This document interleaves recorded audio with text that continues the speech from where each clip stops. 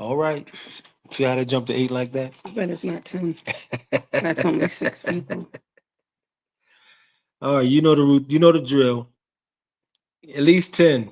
At least 10. Hopefully we get two additional momentarily so that we can go ahead and proceed. All right, we got one. We need one more.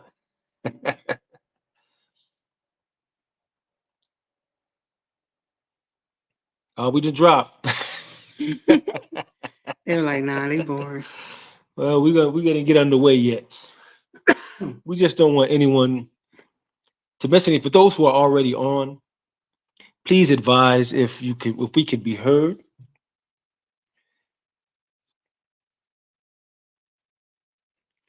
We got Cheryl. Thank you so much. Grand rising to you, Sister Cheryl. We really appreciate you for setting your alarm clock to catch us. Thank you very much. We really appreciate you for setting your alarm.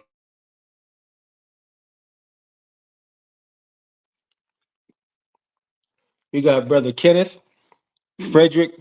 Blessings, peace and blessings to you, my friend. Thank you for joining on. Who else do we have? Thank you for that confirmation, Sister Cheryl, that we can be heard. Thank you very much. It's everybody on vacation mode, still with the Everybody, family. that's okay. All Mm-mm. right, we met All our right, you at we at 11. 11. All right. Mm-hmm. Greetings, peace and blessings. We are the Mohammeds, the residential tourists. 85 to Africa. We are living in the after, and it just keeps getting better and better. As you may have noticed, for those who tune in on a regular basis on our live, that our setting is a bit different. Please excuse us for not having the most quality lighting. However, we are not in our usual location. And greetings in her beauty from Mombasa.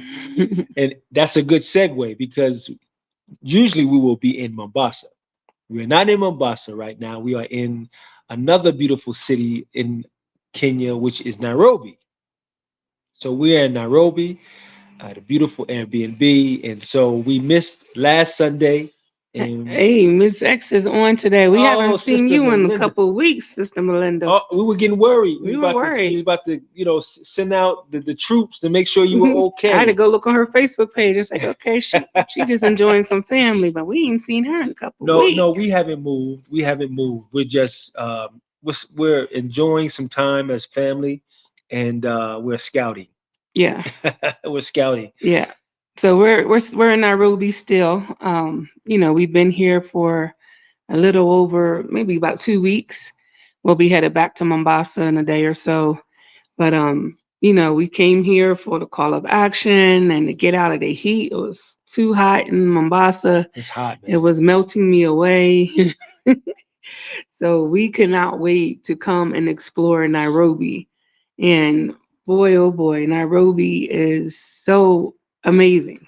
It's beautiful. So amazing. It's like the best parts of Atlanta and Philly. I'll say that. The best parts of Atlanta and Philly pushed into one would be Nairobi.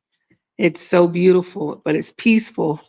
But it's a city. It's a for real city. But it is on and popping here.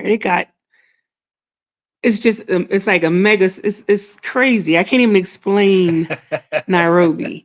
Nairobi is mind blowing, mind blowing. Yes. It's a beautiful city. As my wife mentioned, it has all of the familiarities of the best of the cities, at least for us, that Hmm. we're familiar with. Atlanta, you already know we diehard ATLians. We love Atlanta, uh, and we're from the Philadelphia area, and so I would even say I don't know. Maybe I can't say because I don't know too much about it other than just being there, which is Chicago. I love Chicago, but I haven't spent a whole lot of time in Chicago. But as far as the outer trappings of it, it has uh, that sense of familiarity. Nonetheless, It's a beautiful city, and it's great activities, Yeah. great activities. Yeah. Well, if you come in with family, or you're a young person, or you just like to be and just to get out, and we're talking about live music, jazz, um, mega malls, mega supermarkets. I'm talking about mega. I can't even explain. Like you cannot go from one end to the other in a day. Like, well, you'll be tired. Um, Depending on what mall, you may not be able to leave the malls. mm-mm, You'll get you'll tired. get tired, and every single place takes the opportunity to make sure that it's family oriented, that there is stuff there for children of all ages, every single mall, every single mall. And it's like, it's crazy. It just blows me away. But then the architecture here, the streets, it reminds me of like different areas, like the part where in Atlanta where you go to like the maybe the Jewish area, the old style of their buildings. You'll see some of that. Where my mom used to live in Upper Darby, the energy and the style of the areas over there. But then you got the straight modern, and because it's so many different types of people here, when you say modern, we're not just saying by US standards. It's modern by so many other modern standards across the world. It's like it's just amazing. It's just such a beautiful, beautiful place. So our sister Melinda gave you a wonderful compliment. She did. Let me see. It's right here. I posted it right here. Oh, oh, my glasses on. She don't want to wear her glasses. Thank you. You know what? I am happy. Today is kind of rough for me because I've been doing a recap of the year, and that's what we're going to talk about. But I think it took a toll on my spirit, on my energy. Um, it kind of has had me weighed down, just thinking about trying to think of the good stuff that happened this year, and I can't. I can't. It's a dark shadow over it for me. So I think it kind of did something to my energy. But Easy York or Nairobi, yeah. So we're gonna Well, we're gonna do a recap to just I yeah. guess share something. Before we do, we forgot to give an acknowledgement Okay. to our wonderful subscribers. We thank you always. We appreciate you, our members. We appreciate you very, very much. And I tell you, I mean, this is it's real genuine because just not just, but yesterday was a cap. No, we can't talk about yesterday yet. I'm not going to talk about it. I just want to talk about a portion of it where we were able to see some of the subscribers. But what started on Monday though? It started on Monday. It really did. We It forgot about did. No, we Monday. can't forget about Monday. And the love that is shared and the love that is extended to us, man, is so beautiful. We are so humbled and grateful for it, man. We really are. We thank y'all so much, and it's genuine. Yeah. It's really genuine, and we reciprocate that. So we never want to miss the opportunity to Mm-mm. acknowledge our subscribers and Mhm. thank you very much for your Mhm. subscribing and your giving of contribution, Mhm. financially and just by support, Yeah. right? So we can't miss that. Can't Yeah. miss that. Yeah. We started off, and it's amazing Turn because this for us, we're just sharing our journey in our minds, or my mind. We're just sharing our journey. We're just talking about real life issues and being a nomad or exploring these different countries, or trying to live in Africa in general. But when we go out, people are coming up to us, even in the malls, and we're like, "What? Can I get your picture?" And my mind is blown. I'm like, "Okay." But they're seeing how much what we're doing means to them. We're keeping it real. We're telling them the real deal about this expat life. On Monday, we met up with uh, O'Shea Duke Jackson of Kenganda. You know, he's a big YouTuber out of Uganda. Um, and we started watching him because he had reposted maybe one or two of our videos that he said he liked. But we've gotten a lot of people that came over from his channel just because he said he liked it. So he was supporting us little YouTubers, right? And so we were extremely excited that we had someone of his caliber that's been in this game for a long time reposting our videos and talking about, saying we're one of his favorite couples on YouTube. And I'm like, wow, he's That's recognizing us. So it's a blessing. it's a blessing. And so he hit us up a while ago and it was like, yo, I want to hook up with you guys. Let's meet up. But he didn't come to Mombasa at that time. So this time when he hit us up, we were like, yo, we're coming to Nairobi. He was coming to Nairobi. And so we met up at, I keep wanting to say Atlanta stuff, Nairobi Street Kitchen. That's the first time that we went was with him, and met up with him there and another YouTuber, um, Africa, every, every, Oh, our sister. Oh, what's her channel? Africa, everything Africa. Something like that. We'll get it. So you Yeah, can. We want to support our sister. She's a beautiful sister. we met up with her, and then a couple people that came in that that was they were subscribers as well, and we just sat down. We talked about issues, the life in Uganda, life in East Africa in general, life here in Kenya, and it was great to just have that moment to just talk and see the similarities and the differences of the countries and how we all love it. They love being in Uganda. He loves Uganda. And I'm asking questions like, I never heard a good report about Uganda. What is it about? He just loves Uganda. And we're going through, we love Kenya. And then he had a couple people about to head over to, where were they going? Uganda. They're going to Uganda, Uganda. yeah. We had someone that came in that was a friend of his, but we met them at Ikala Cafe in Rwanda. So that was Shout out unique. to Brother Jared. Yeah, we were like, And the wow, sister okay. who was Rwandan that also was there, that Right, also was at Ikawa Cafe while right, we were in Rwanda. So beautiful. right. So we did that on Monday, and we look forward to. We didn't interview with them with Kenganda. The next day, I wasn't feeling well. We were supposed to, but we do have plans to meet over, hopefully in Uganda, and sit down and interview with them, and also interview him as well. So So God willing, moving yeah, into 2024, and God willing, yeah. we'll maybe have those things happening. Let me acknowledge our sister Cheryl, who gave us a very friendly, courteous reminder to please hit the like button. Hmm. And we will greatly appreciate that. And for those that have already done so, thank you very much. But we encourage you to please, please hit the like button, please. Yeah. We also, with that, another, I don't know if we should necessarily say their name, Who? but another beautiful family. So we don't necessarily celebrate Christmas, right? Mm. Oh yeah. However, there was an Hmm. we've been in communication with this family. They've They're subscribers. They met us right here. and they extended themselves to us.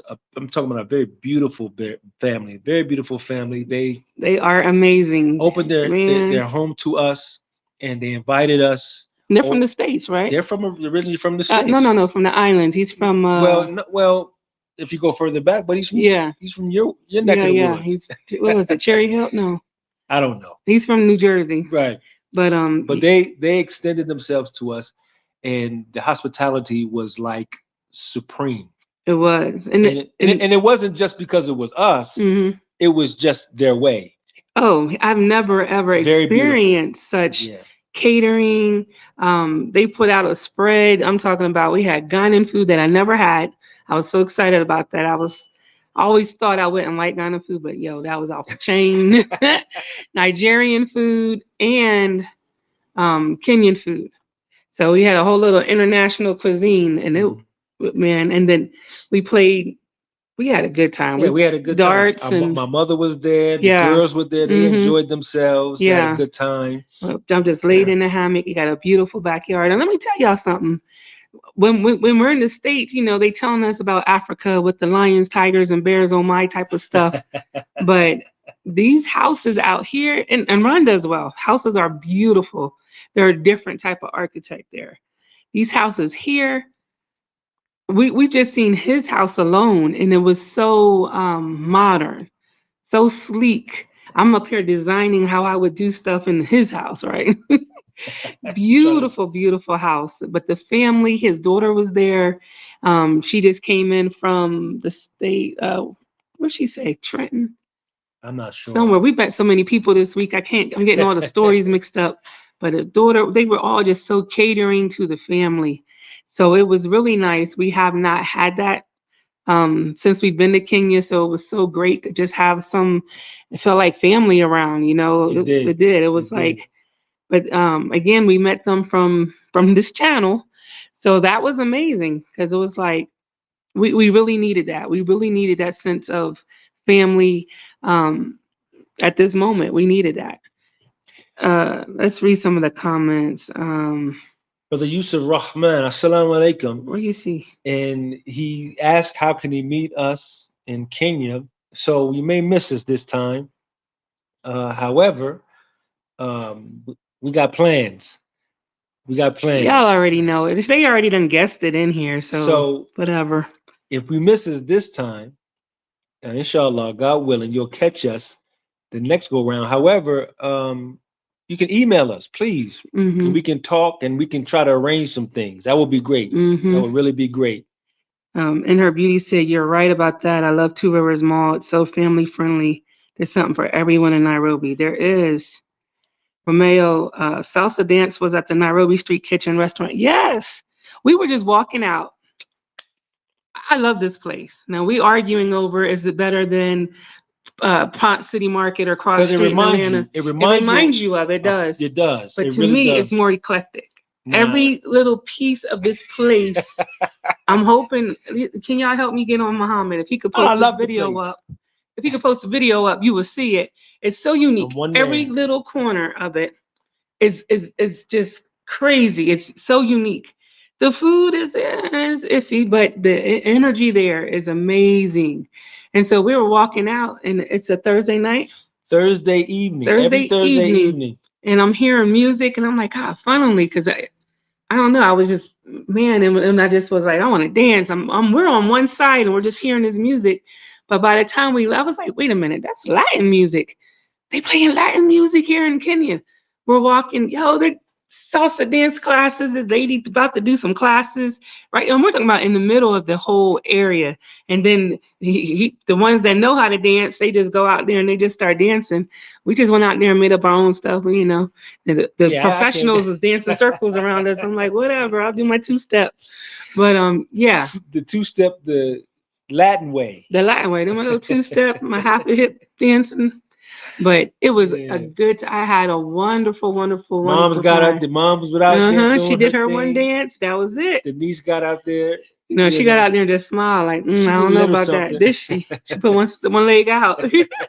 Yeah, don't even ask about the granddaughter. She just sit there mad. Yeah, you know. Why are they dancing? Don't they know people are gonna look at them? Oh, they so embarrassing. They better not look at me. She's over there. They better not look at me. So yeah, we had a ball. I can't wait to come back. I can't wait. That's my spot. And in a while, I'm be like, y'all want to find us? We over here Thursday nights, Nairobi Street Kitchen. That's what we'll be. Yes, Yes, if or when we return, God willing. yes. Romeo, I love that place. I went dancing there earlier last year, and it felt like I was in San Francisco. Very diverse community. Yep, for Interesting. real. It is very diverse. It doesn't make sense. I'll be confused. I'm going through the neighborhoods. We're looking at apartments and stuff, and I'm like, just confused. We say it every day.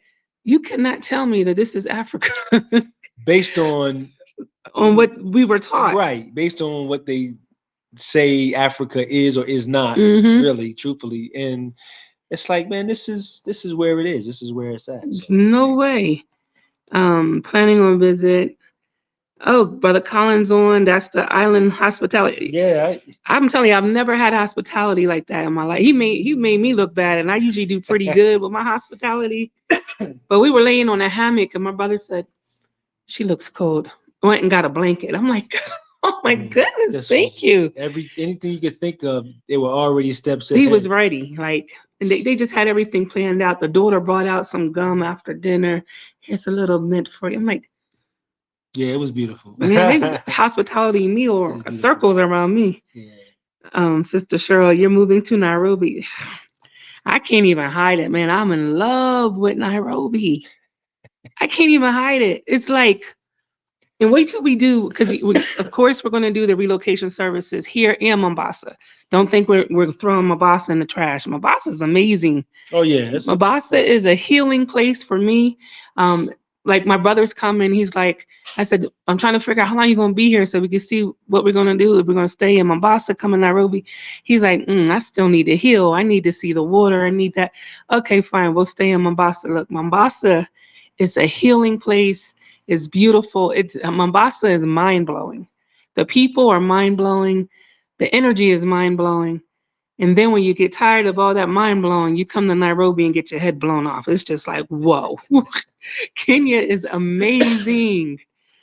Let me see. Karen, Karen so deleted hers. so Renee and depending our friend here Renee gives thanks for taking the steps to see and learn. Thank you so much. Yes, we appreciate that.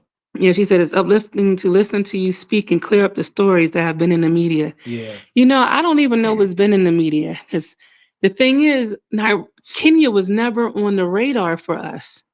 Like y'all wasn't on the media for us. We never even thought about Kenya. I kept mentioning it because a lot of the people that was with us in Rwanda kept leaving Rwanda to go to Kenya. So I will keep mentioning it. Well, what about Kenya? And he's like, no, no, no.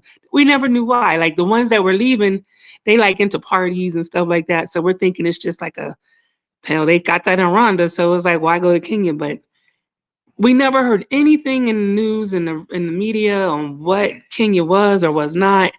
Only thing I ever heard of was the giraffe manor and safaris, and that's it.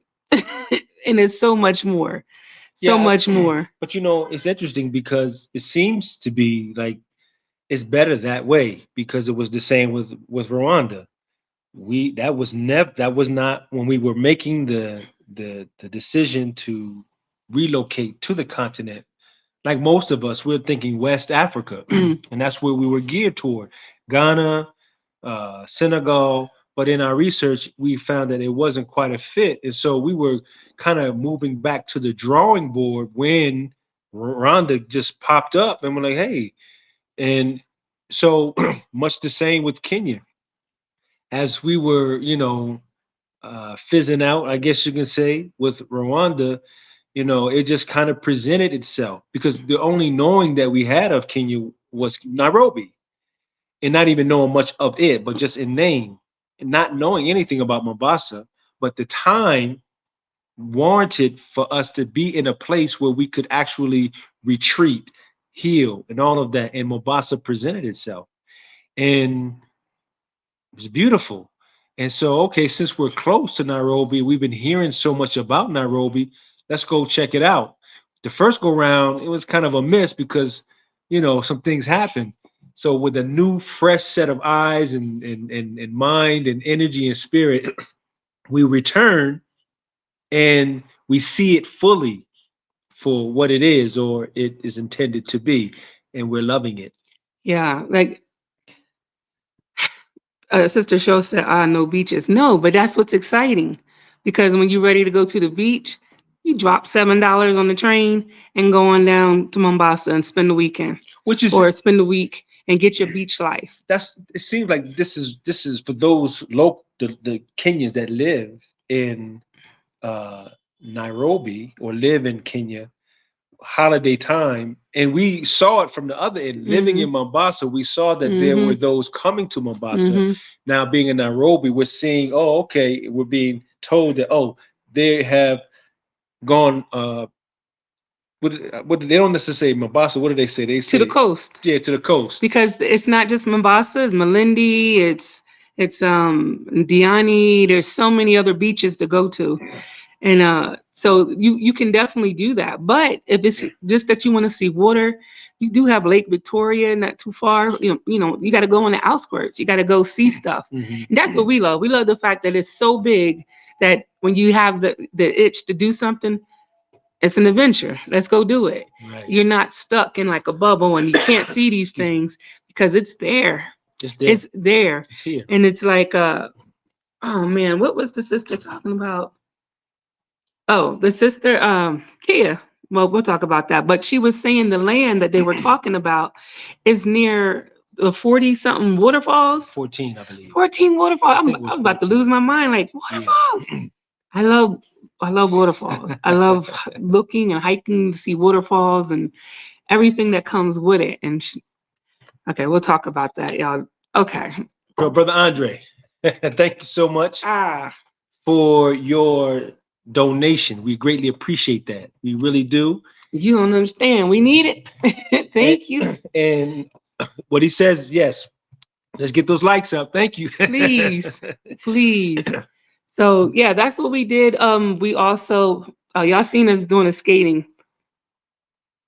I remembered how to do it. Listen, we really can't skate. I can. No, we I really can't skate backwards. I can't skate sideways. I can't dance and skate, but I can go forward and go. Excuse me.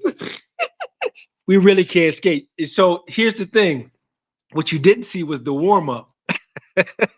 We had to get warmed up before we can get out. Why he didn't get me when I was getting my little dip in and stuff? He get me going. It wasn't no dip. Yes, it was.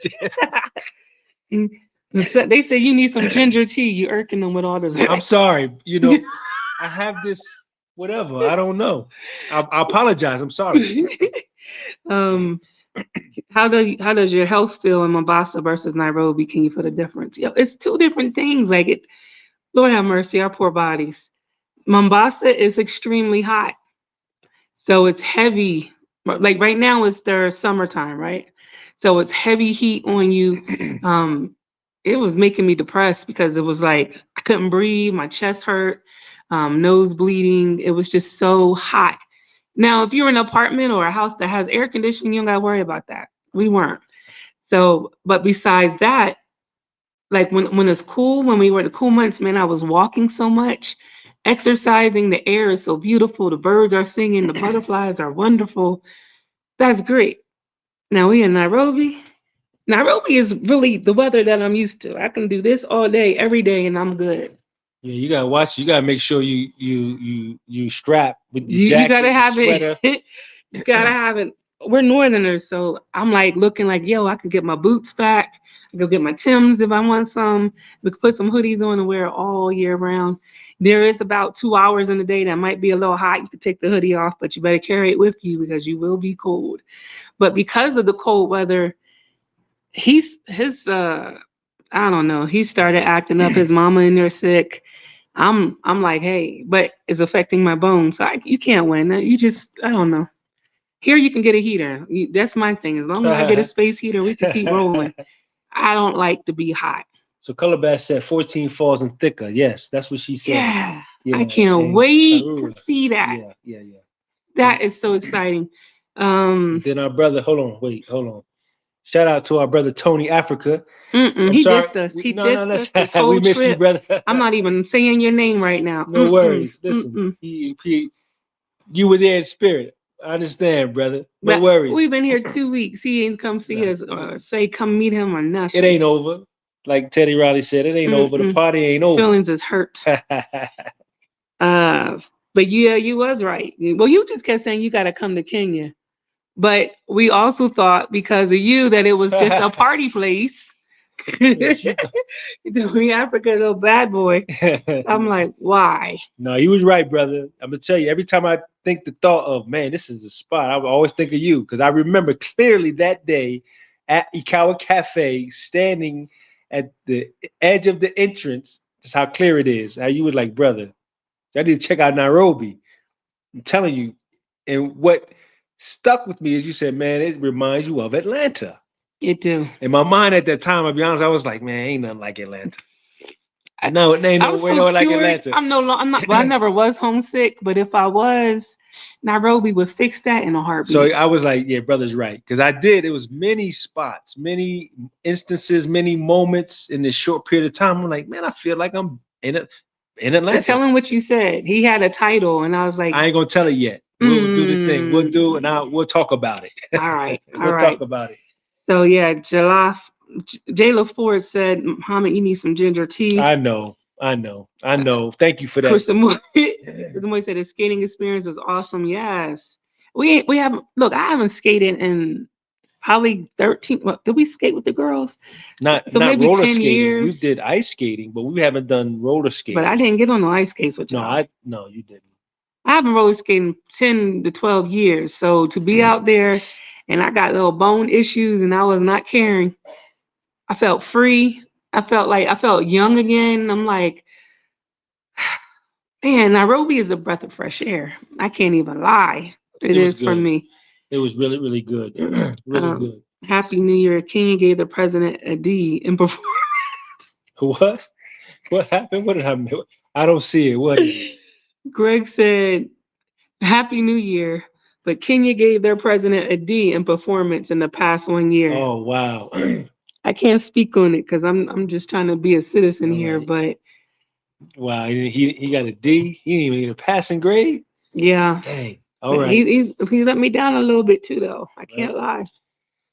But we'll see we'll tomorrow see. with We'll this see. visas, what comes up on the visas. Because Yeah. as of right now, Someone posted.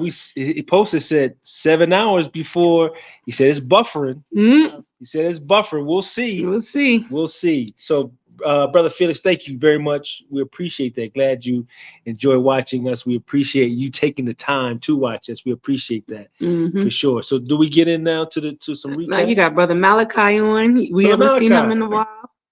Yep, Hey, Brother peace and blessings. Malachi. Salam Text alaikum, Brother Texas is Malachi. on 14. Okay, Tony Africa, love you guys. No, you Love you don't. too, brother. No, you don't. Yash Gerald. Happy New Year's, guys, from Jupiter. Sunday boss, peace and blessings as well from the UK. Thank you for tuning in. Love you. Love you. Oh, man, we appreciate that. And then Davis said, hello, good to see you guys. So, you ready? We're ready. Let's talk about some Let's things. talk about it. So, you want to talk about yesterday or you want to talk about the recap? Well, I mean, this is just all about our experience and the effects thereof. Well, I guess we could talk about the recap because then we could talk about yesterday to bring the energy back Yeah, up. yeah, yeah, yeah. We've been now pushing close to 3 years On the on the continent, continent. We've had the privilege of experiencing, well, we experienced maybe like, what, three, four countries? No?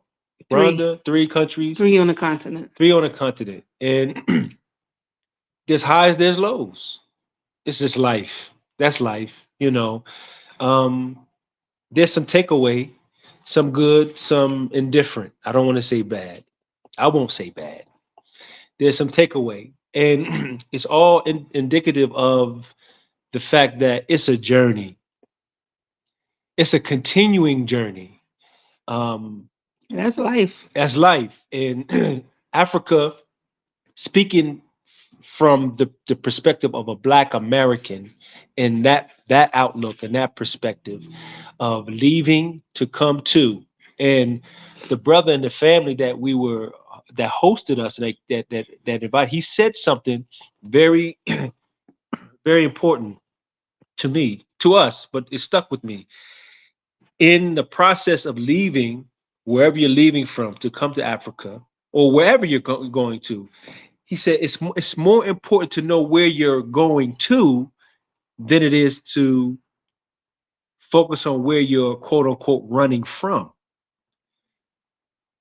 So I said, wow, that's interesting, because the focus a lot of times is I need to get away from whatever it is that I'm trying to get away from, right? And not putting enough time and focus on where it is that where your destination point is, right? And when I say that, I'm not talking about necessarily the research. We do the research, we do our due diligence, but not realizing that wherever we're going to, the effects that it's going to have not on just your physical or your basic living, but your mental and your spiritual. So you have to know where you are in your spiritual mental space right before you leave, right? Yeah. And then wherever you're going to, you have to know that, okay, it might be a miss here or there, it may not match right away, or it may whatever. And so when you're confronted with these particular experiences that may not be as favorable, what do you do? Do you give up the ghost, or do you keep on with the journey? And this is where we are. So 2023 has probably been the most challenging year of my life. Um, the darkest year of my life. I don't remember my happy points. The happy when I found happiness was when I came here. Not just because of what Kenya had to offer, but it was like it's what saved me. Mm. It really is. It started off really hard with the business in 2023. In Rwanda and Kawa Cafe with the business. Uh, and people don't realize, a lot of people get mad, like, why you close the business and you said you were going to stay and blah blah blah. People don't understand when you invest in something and you give it your all. When they say they give it your all, that means not just financial, not just your manpower itself, but your mental, your spiritual is attached to it because you're trying to take steps that you think is godly, is what is it? It's divinely ordered for you. Mhm. You're trying to make some things happen, and then you're also trying to remember to give as much as you take. You have to. Well, for us, that's our balance. And when stuff wasn't prospering, it took a toll. And then you have where, people will say, you want to see who your friends are. Try. I can't even talk because Wait, I hate this conversation. yeah, she I don't really didn't want want to to go. do it. I'm like, oh, why we gotta talk about that? Like, I wanted to find some happy pictures. I went through my pictures. I couldn't find happy pictures. I mean, they were happy, but I know the inside of the picture. I know the inside of the smile, and there wasn't happiness inside of it. So it's like I couldn't post it. I couldn't use those. We wanted to have a little. No, I don't have any of that for you because the trials that we went through, and that's the important part, is in using us as an example, we didn't know what we should have known. You know what I'm saying? We didn't plan to fail. So we're like, okay, let's go. Let's put everything we have right here. Bam. Let's make that investment. Let's take the family, bring them right here. Let's invest into this country. Let's make these friendships. Let's try to teach and learn at the same time. That took a lot out of you. And then when things just was not working to the benefit of all, um, we've never in the whole 2.5 years that we had the business, we never made profit. Not one day, not 1 month. We've never made payroll with profit. We never got paid, period, from the business. And the only people that was suffering on the long haul until the very end was us, the family, the residential tourists. Towards the end, our team that was very, very loyal, they started to suffer in the process as well. Because the employment that they had for so long is gone. Now we don't have the income to even pay you. Um, Man, we it was just so hard. Keeping the roof over your head with a failing business in a foreign country with nobody ever says, yo, what can I do to help? Are you okay? What can we do? We didn't get that. We did not get that. We had some beautiful angels in the process, but after a while, they're like, they trying to do their own thing. So that part, that's the early part of 2023. Everything started to crumble. For me, I can't. I mean, he's like, let's not dwell on the bad. I don't have any good to give you. I don't have anything positive except for I had breath. So I don't have anything good to give you that part. When we left to come to Kenya for the 2 weeks and we had to leave, I was having a mental breakdown. If you go back and retract our videos, you would see there's missing months that we posted because we couldn't even fake energy for you. We couldn't even make it seem like we had something good to talk about. We couldn't. And so I was I was about to have a mental breakdown. My mom was she's like, we need to go and get some sun. It was cold. And everything that's going on, it felt like the weather was even against us. Because in Rwanda, business thrives only according to seasons, the type of business we have. So if it's rainy season, forget about it. If it's not tourist season, forget about it. And rainy season is pretty much 80% of the time. We didn't know to think. We didn't know to even know to think about that. We didn't have a clue.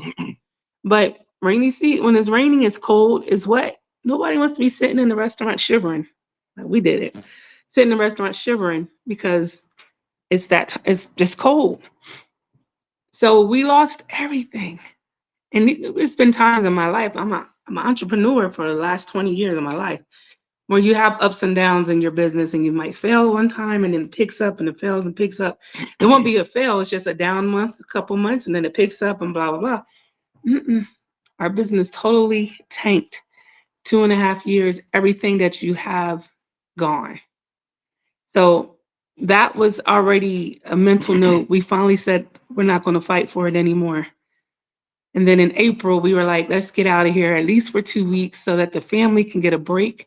The family was struggling. We were suffering. We were hungry. We were cold. We were scared. We're in a foreign country. And I'm just going to keep it real with you. I mean, we were in a foreign country, and my husband's like, let's not. This is what was going on for me. I was scared. I didn't know what to do. They don't have welfare or public assistance, or they don't have any of that. If anything, they looked at us like we're their welfare, but people were calling us all the time. They need help. They need this or that. We're like, we got it. You got it. So, it's not that you don't acknowledge these things that occur. You have to. You can't. There's no way around it. These things that happen. And I wasn't wanting to not, focus on, I was not wanting to address and share with you all these things. I just what comes to my mind, two things come to my mind as I reflect on three things really. When I reflect on the experience that we had and are having, and I'm a spiritual guy. Everything to me is rooted in because there's nothing coincidental, right? So one that comes to mind is biblical scripture. I'm not trying to give religious or nothing like that, but it's helpful for me. Is all things come together for good for those that love God. I know I said that wrong, right? For those that love I love God, the Lord. that love the Lord, right? That's and in Islam it says after, and I think my brother Yusuf just posted it. After difficulty comes ease, and Renee even added to that, saying that this trial is necessary.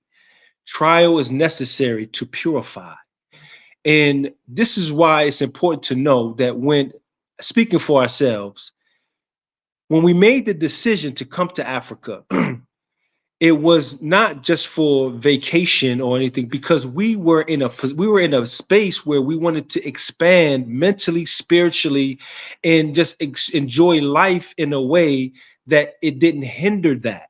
It didn't hinder it where we felt in the States we were being hindered having that full mental, spiritual, expression.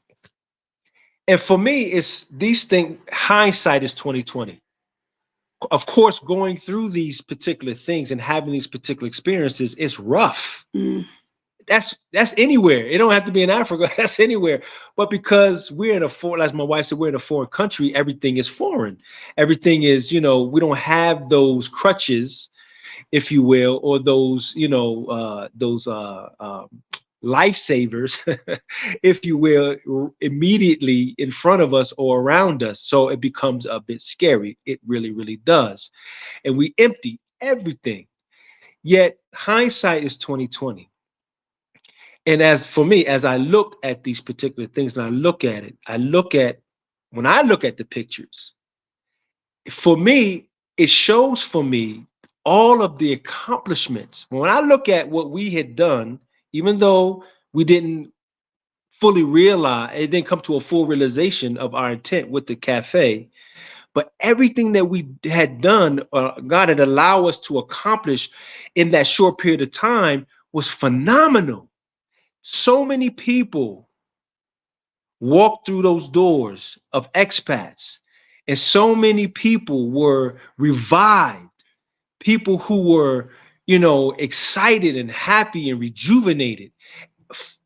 for the fact that, again, like we're not realizing this, but we're like, we're just doing what we do. But the fact that we are doing what we are attempting to do. Well, people thought, and people came and they told us that just having the restaurant on the continent gave them hope. Exactly. So, and for me, that was the year one. We talking about year two and a half later, 2023. The hope is gone because nobody was coming. Well, I mean, But the hope was gone. but here you go, a reason, season, or a lifetime, right? There's reasons, there's a season, and it could be all three, or it could be one of those three, right? We had a reason, it was a season, and hopefully what we were able to accomplish will stick with, in a good way, those who were affected by it for a lifetime, right? It's not a failure. I don't look at it as a failure. I don't see it as a failure. I see it as we being a vessel being used, right? As a hub for whomever, a torchlight for the time, right? And we never thought that we would be able to open a business in Africa. We weren't thinking like You that. never even dreamt it. We It never wasn't even even a dreamt it. It wasn't dream. even on the like many others. It wasn't even on the radar. But the crazy thing is, even before we got married, or maybe in our first year of marriage, we would drive around Atlanta. We would get out the car, look at little buildings and places that we could do a coffee cafe. We would take the picture and the number. We would call and ask them how can we get this location and rent this and blah blah blah. And the credential, what you would need It would was be like, so man, mind it ain't gonna blowing. happen. Ain't gonna happen. Mind you, I had a successful catering company. We've been doing this thing for years, but we never could qualify to get just a small, I don't know, maybe our dreams were too big, but Atlanta was like, nah, unless you got big pockets, baby, you ain't doing it. It's not gonna happen. Mm-mm. So to be able to do that, to do the full dream, I mean, it wasn't my style of fine dining, that's my profession, but the dream of just having a cafe, he always wanted the coffee shop. We had the books, we had every element that we've always wanted there. But there just really wasn't, they didn't want us. They didn't want it. It wasn't, it was, and they loved it when it first started, but Hosanna, the Hosanna. people's a little They different. said They, in the beginning, they yeah. crucify They it. Same people, were the crucify same it. people. Like, and you be, so anyway, we came to Kenya for 2 weeks with my mom. And so my happy moments, my takeaway is remembering how happy she was. Remembering her in the pool, in the beach, in the ocean, in the Indian Ocean, swimming, smiling, putting her head back. I'm looking down the balcony and looking into the pool, seeing Excuse my me. mom swimming on her back, smiling. Excuse me. That's that's my takeaway for 2023. That was the major blessing for me because Allah knew 2 weeks later she was going to be gone. So that's the moments that I have to smile about. But people don't know, before my mom passed, 4 days prior, her sister, my aunt, her baby sister, she passed away. And I remember telling my mom, as my mom on the bed with her head down, Tanya passed away, your baby sister passed away. And my mom was like, we always knew she would go first. She didn't even have enough energy to be like, oh no, like my mom knew what was going on with her. 4 days later, she's gone. And then a week later, I had a cousin that we grew up with. He passed away.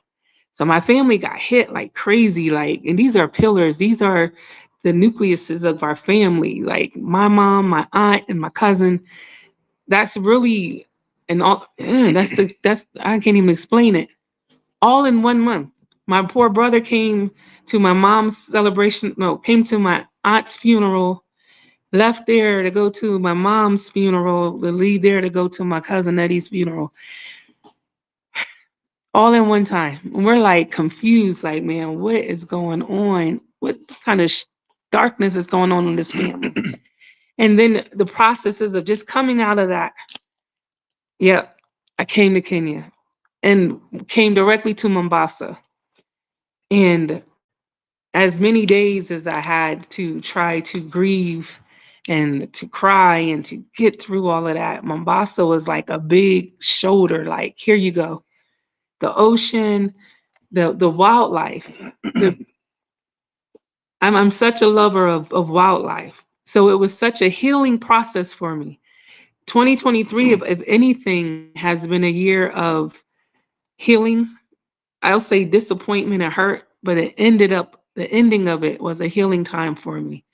Mabasa probably saved my life because my thoughts wasn't good. I'm 48 years old. I'm a mama's girl. I've never not had my mom. I've always talked to my mom every single day. If we weren't, even if we didn't live together, I didn't miss a day, or maybe 2 days would go by. But for me not to call my mom, mm-mm-mm, that's crazy. It's still mind blowing for me because I'm like, it doesn't make sense. Mm. She lived with us our whole marriage.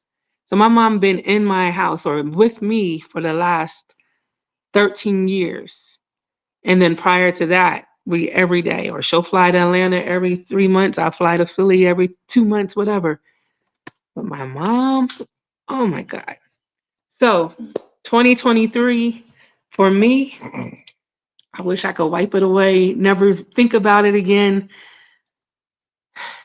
2023 broke my heart completely. Like I don't even know how I'm alive. Well, you know, my mother always say, "What don't kill you will only make you stronger." I think it killed me. This is a shell. I'm She not even really me. so for me, looking at from what's of course supporting husband, you know, Yeah, Africa Ever After. That's the name. Go ahead. I'm seeing, you know, an evolution. I'm seeing a growth, a new development in her. Right? We have these experiences, unfortunate, fortunate, whichever, and I'm seeing a new being coming into being. Right? And I guess if I were to sum it up, you know, it would be more of a year of self discovery and new discovery, right? The new discovery of self as we continue, because it's all about trying to grow and to develop. And I'm seeing that. This is why I won't discard the year completely. And I try to encourage her not to discard it completely because from the outside looking, from the inside looking out, I'm seeing a new being, you know, and it's a beautiful thing. It's a beautiful thing. And once we get on the other side, then we can look back and say, okay, I understand maybe why this was necessary, why this had to take place, why this is had to whatever it may be, what the lesson of it all may have been for us as a couple to receive, and even us as individuals to also receive. So 2023, we've made it through or making it through.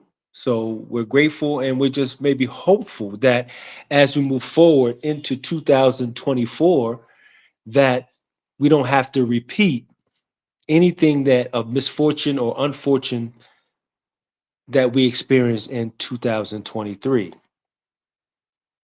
Right? Mm, okay, what you say? She wasn't listening, I'm y'all. reading your comments. Anyway, Y'all know my mom would be talking for a minute, so I'm like, let me read the comments while he's talking. nonetheless, I think that I don't know. I'm a different kind of guy, man. I don't know. I just, I'm grateful. I'm very thankful um, for whatever experiences that we have had. I'm glad that we were able to. I think, the bulk of our time, in being in Africa was Rwanda. So that's the bulk of our experience, and the root of it was Ikawa Cafe. It was Ikawa Cafe, and it's kind of bittersweet, you know. Um, but I lean more on the sweet part, and I think that most people, when they think about it, they will as well, or they do as well.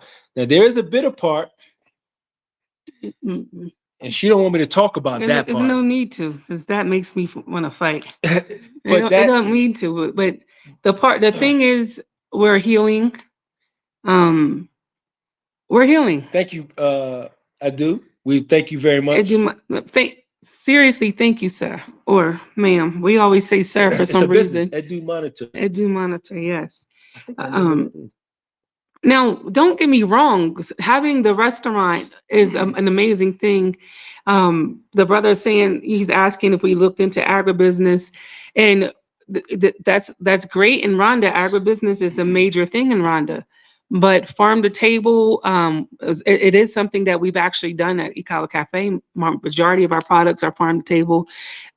That's not really, I mean, Rwanda in general, that's pretty much farm to table type of food there because most people use local farmers. But the it's a different type of business when you're dealing with a different type of spending power in a country. So yeah, we've had experiences. I've had business. People asking, do we had a business before that? Did we ever had? Yes, There you go. successful businesses. That's not the issue. The issue is we didn't understand the spending power of the people.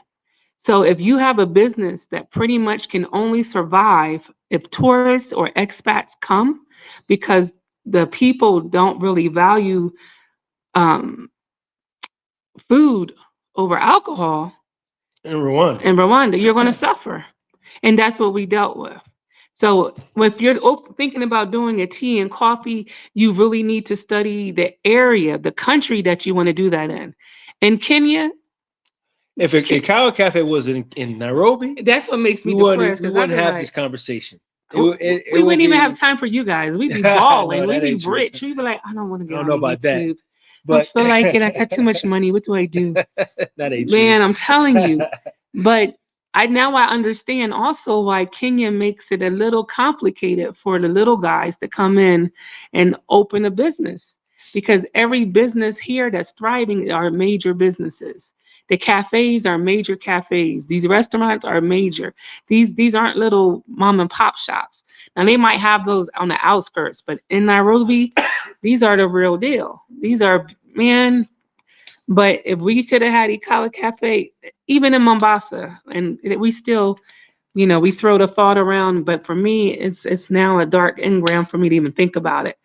But even in Mombasa, Ikala Cafe would thrive in Mombasa because there's not as much competition in as in Nairobi. Mombasa has, we can count maybe 6 cafes, and some of them really small, other one, but none of them have the energy of Ikawa. None of them have the energy of the Black Americans that came to Africa and just brought the mixture, the brought the in the bookstore, but the cafe haven't seen it yet. So yeah, it would definitely would have thrived in Mombasa. But like I said, everything went up in smoke. So that's something that we're just thinking about. People have reached out and was like, yeah, well, we would like to invest. We would like to partner with you guys if Look, y'all we do it there. listen. We went down. We went down fighting.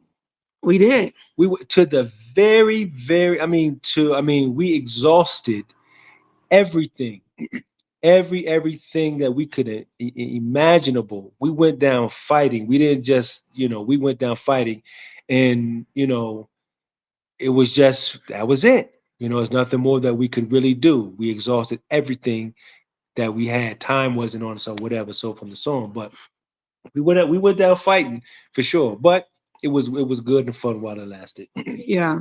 Abdul Sharif said 23 was very difficult for him as well. Looking forward for 2024, especially for Afro diaspora or battle call.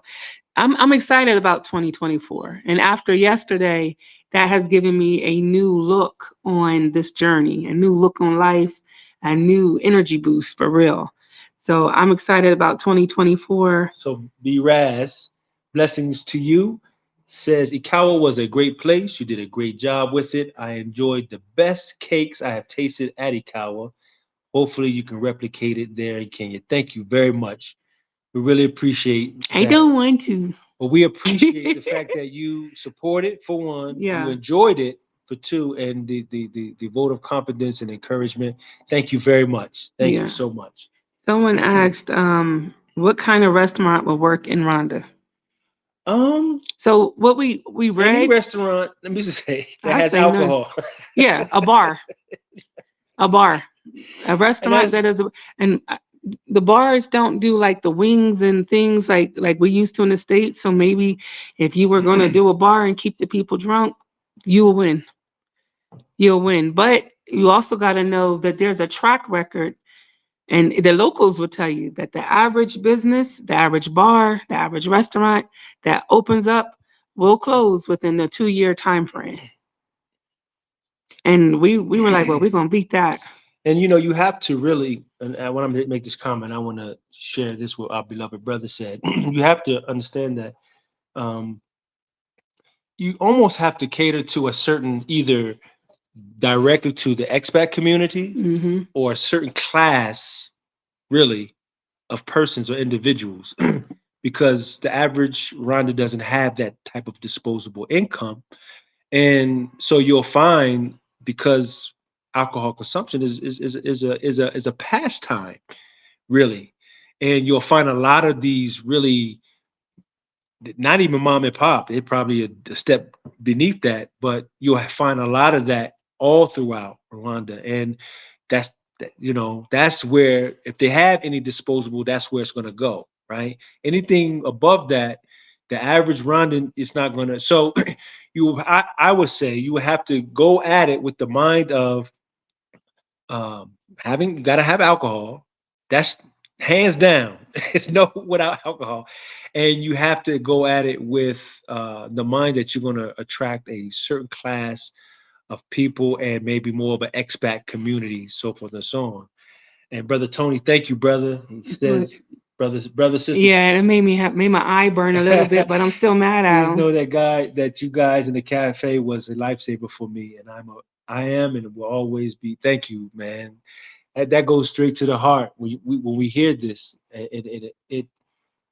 It helps because we're still healing, as you can hear, and it helps with the healing process. And we're just grateful that we were able to be a vessel, that was used to be of assistance and a help for anyone. So thank you, thank you very much. And Sister Karen, I mean, yes, Sister Karen, you put she. Let me find it.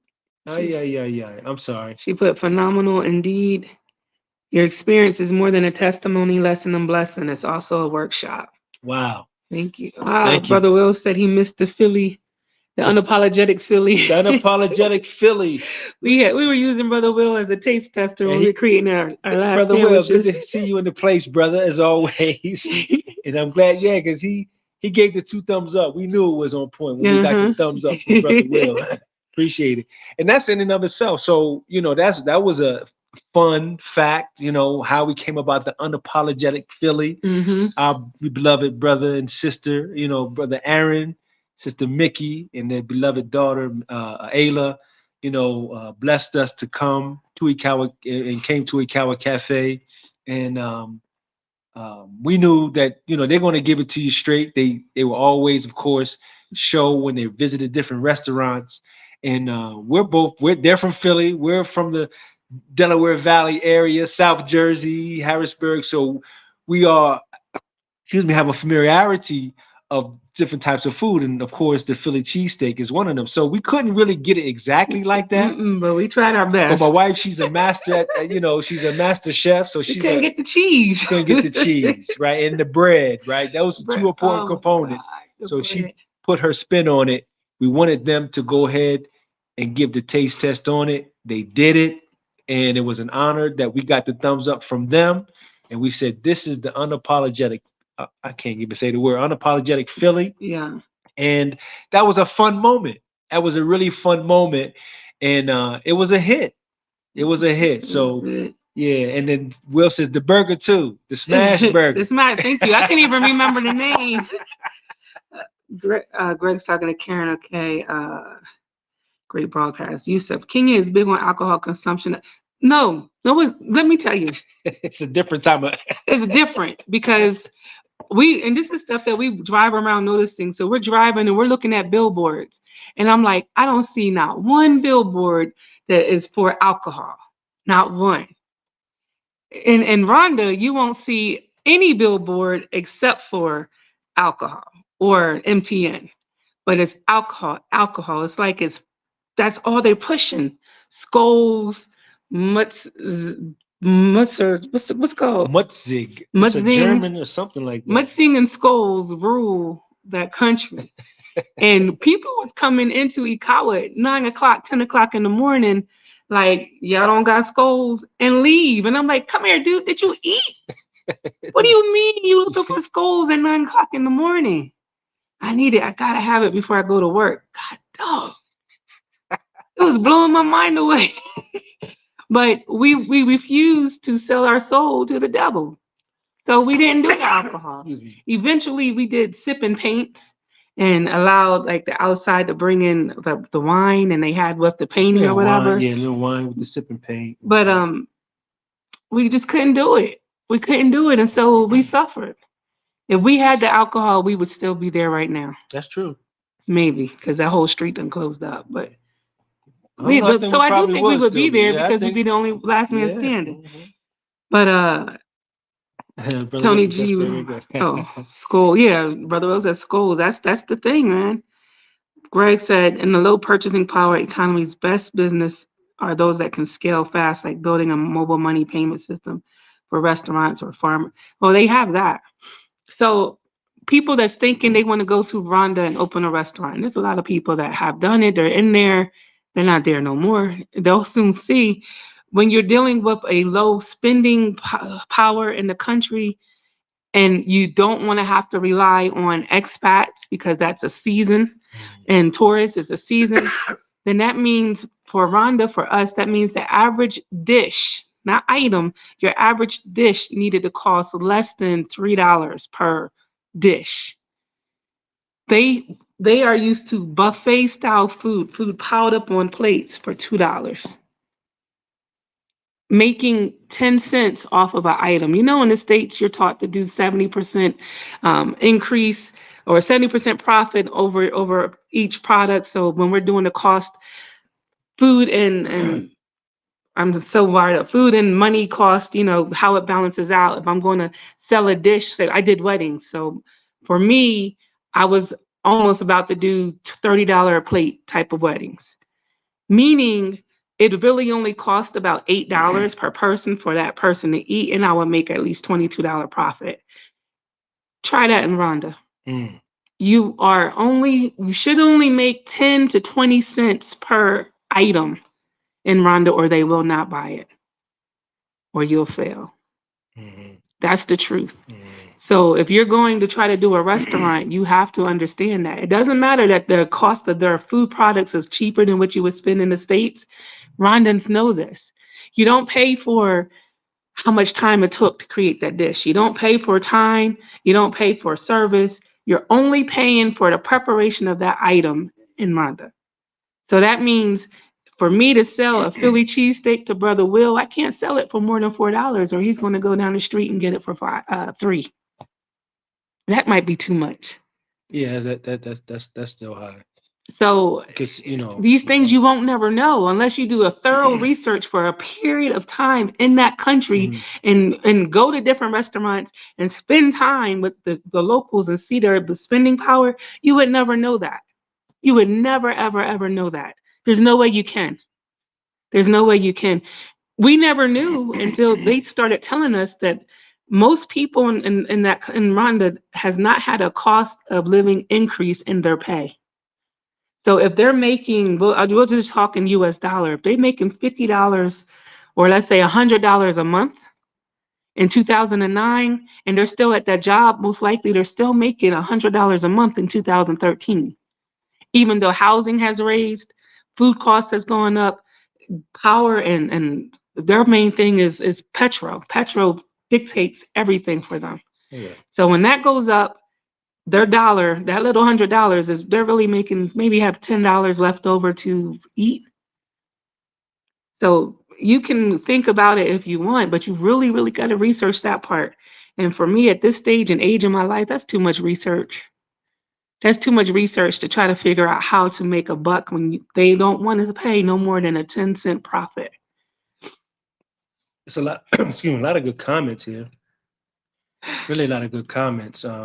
Tiger said it's important. Is your PayPal at residential Yeah, I tourist? said the con. Yes. I responded. So Okay. it's without the S. About the S. Abdul Yeah, Sharif, Kenya is my future home. You won't be disappointed. yeah. Um, Tiger. Okay. Chris, I would love to have a cheesesteak in Nairobi. Shout out to Philly. Yo, Nairobi food is off the chain. It's I very kid. good. It's off the chain. I'll be sitting there just like, dude, this is cheese, man. Y'all gonna have the best lemonade, whatever. Cheese cake, She had cheesecake. It cheesecake. was good. Don Garvey, what's up, brother? What's up, Oh, Black? we met Mr. Garvey yesterday at the event. We're Peace to gonna you, talk about brother. that. Oh, maybe you could post. No, he might not want his picture showing. Um, Greg, the education systems collapse in Rwanda after genocide. Therefore, investing in education sector, particularly colleges and technical trade schools, can work. It can work, but who's going to pay you? Because the locals aren't paying for private school. The state and the government isn't paying for it.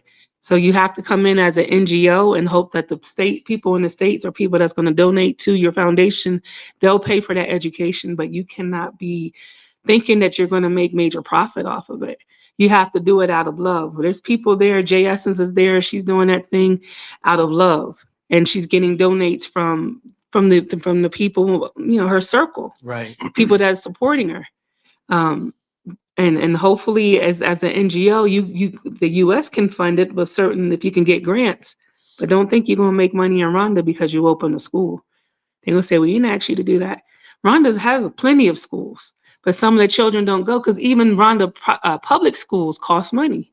Yeah, school fees. They have school fees. Like we had when we first got there, we had a driver, our homie Emmy, and sometimes he'll say, I'm trying to get my children's school fees up. And we're like, well, how much is the school fees? And it might be $70. And we're like, okay, we'll take care of it, but it's for the term. Everybody don't have $70 to send their child to school for the next 3 months. So if you're thinking about education in these countries, you have to understand you're doing it out of love. There's a God-given blessing in that. You definitely are making a difference, but you have to have your own financial backing if you're going to want to sustain yourself with it. What's the Yeah, Kia, that's what I'm talking about. Pushing alcohol and Rhonda is giving me the vibes of how they push crack on us. That's how I was feeling though. Because I was like, there's gotta be there gotta be a reason behind this. To keep the people drunk for a certain reason, why everybody else is coming into the country, building it up. The locals are being forced alcohol. They would choose alcohol over breakfast, over eggs and bread in the morning. They would choose to buy a Skulls. Why? And you don't hear anything. We had a young guy that we wanted to get him in order for him to stay working with us. We said he had to get rehab. That was foreign. If you get rehab, that means you broke the law, they were saying, right? That means that you are drunk and that's against the law. Or no, they were saying rehab was for those that were in drugs and that means you can go to jail because it's against the law. But getting rehab for alcohol was a new concept. So you're not giving them rehab, you're not giving them counseling, you're just letting them be drunk and they cannot keep a job. But he's reached out and he actually had gone to rehab. But the rehab we know is with a church. Like they researched it. Yeah. It's not the rehab that we're used to. It's just you're getting away from what you're used to, and I don't know what they do. But he got his rehabilitation. So what's the average monthly income in Kenya? I don't know if there's an average because the people that we're meeting, these people got nice car. It depends on what kind of circle you look for. Some people want to be with the locals, so the locals have an average. Some people are dealing with the working class, with the people that out here with businesses. They have a different average.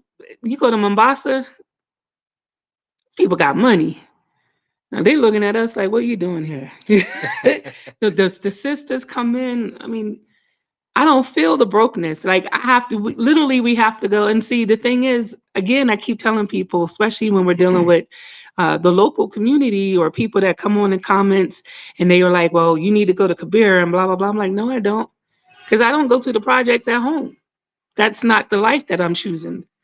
I might have came from being very poor in poverty, but I don't want to continue to live that way. I don't come to Africa to live that way. I still want to keep a good quality of life that I've always maintained. So I'm not looking for those areas. Well, I think when they say that, I think that they're because just like in the states, the less fortunate of us are overlooked. We're disenfranchised, and overlooked. We're not considered. When we were coming from the train station, the driver was taking us from the train station to the Airbnb. He pointed out I had never seen it. It's called Kabira, right? Hmm. He pointed to us. He said that is a place called Kabira. It is the second Second largest largest. slum, Hmm. what they call slum in Africa. And he said not even all of it. And when I say it was massive, we were on a highway. Yeah. It was massive. And he said it wasn't even the full extent of it. But here's the part though. He pointed our attention on the opposite side, and he said that area is called Karen, and it's a well-to-do area. Very nice. So it's like right across the highway, you have on one side you have this large slum, and then on the opposite side you have. So it's an issue. Hmm. It's an issue, just like in the States or UK or wherever. It's an issue, and it's something that you can't overlook. You can't. You can't overlook, and you know if to do it. But it's not like in Rwanda. You have big, beautiful houses, right? And when you look out the window, you can see what they would call the village or the slums area. I'm not seeing that here in where we are in Nairobi. Like you look out, you'll see more. Nairobi is like New York or something. You just more tall buildings, sky rises, and then when you run into the outskirts, these big beautiful houses is protected by these big beautiful gates. You don't see all of that, so it's not like you moving into impoverished areas. You're gonna move into what you like. Some people like if my sister while I was alive, this is where we would clash over. She intentionally want to live. I want to live where with my people. She looks for the hood. She looks for the ghetto, and that's where she want to live at. And I say, well, you come see me on the weekends or something, because I'm going to the That's what suburbs. That's just not me. That's not my life. So when you're coming to Africa, regardless of what you're used to, you got to know what kind of life do you want to have. What kind of life do you want to make for yourself here? Because that will dictate what area you're going to live in. Period. And the truth, like some people say, I want to come and I only want to spend $100 a month in rent. Okay, well, you got that. I It's know here. You can. you can get that. You can. You can. I can show you. I won't be there. So Brother Chris says the people in Kabir offer cheap labor for the rich guys in Karen, and that's what the Hmm. driver said. He did say that. He said They're the Mexicans of Nairobi, unfortunately. yeah, to a degree, I guess you can say, you can say that. So it's like, how do you look? I think that's another part of our downfall at the Cow Cafe. I got to be honest, because we refuse to pay when we could pay. We refuse to pay our employees Rwandan rates. running rates. Mm-mm. Come on, man. And that's what's hurtful, because we raised the standards. You know what I'm saying? Like we actually asked our employees in the beginning, how much do you need for us to employ you? We knew that most of them was going to shoot their shot. They tired of making 100, they're going to say 120. But we had already had done the research, and we already knew what the average pay was. So we already knew what we were going to cap at for each one. So all of them got the best salary. All of them got the best salary. So even now, they're unemployed. Most of them are unemployed because they can't find work. But even if they do, the salary they were getting at Ikawa, they might not even see half of that. They might not remember it now because there's so much, energy, angry energy out there. But they don't remember that we try to give them a better quality of life. And the expats, they don't even know what kind of sacrifices we made for it, what we were trying to do, or how we were trying to bless just our workers in general and the community. They don't care nothing about that. But thank you. I never seen this name before. Sakil. for your donation. Oh, I Your didn't see PayPal, that. it's Oh, PayPal. PayPal. Okay. Yes, thank you so Thank you much. very We much. greatly, greatly, greatly appreciate it. Our brother, ridiculous to see our people in that slum condition, straight neglect of the people. I agree. It is. I agree. And that, I mean, again, that's across the board. That's wherever you. So I like to look at it like this. It's like, man, never mind. It's so many things I could say about it. I'll get on my soapbox and get long winded on you. But you're right. I agree with that. We can't. We as a nation, wherever that nation is, you know, you're only as good. Just like we used to say, you're only as strong as your weakest link, man. If there's a link in the chain, it ain't gonna be that strong. It ain't gonna be as strong as it could be because there's a weakness there. And the judgment of any nation should be based on how it treats its less fortunate. That's, I mean, really, in truth, you That's true. know. But what I can say about Kenya though, Kenya don't put a cap on you. Kenya don't put a cap on their citizens. I've seen their president literally make ways so that they can go and even work in other countries and making bigger wages so that they can support their families here. They don't put it in the education, the Kenyan education I'm researching is one of the best on the continent. And then the employment, there's just I know what they say in the news, and it probably is true. I just don't see it yet. But there's so many businesses opening. It's every ounce of this street is new business, new apartments, new. To me, that's all jobs. So many jobs just on this one street that we're staying on alone. So it's like they can make. And now look, there's a cap on how much they can make because most foreigners come in. They know, okay, I could pay Kenyans just this much. I think 400 US is like the average income, and they know it, even though they're coming over here and making major money, and they're still going to pay their employees 400 because either they're not being demanded more or the government don't pressure them to give them a fair wage. And that's to me, that's what it needs to happen for here and definitely in Rwanda and in Tanzania. The government got to make a stand, especially for these foreigners, that you need to pay at least a fair wage or a minimum wage, and then also make them agree to a cost of living increase every year or every 18 months, like they do in the States or do in their country. They get a cost of living increase. Why not do that for your people as well? But if they don't make these stipulations on these countries, then they're going to keep taking advantage of these people.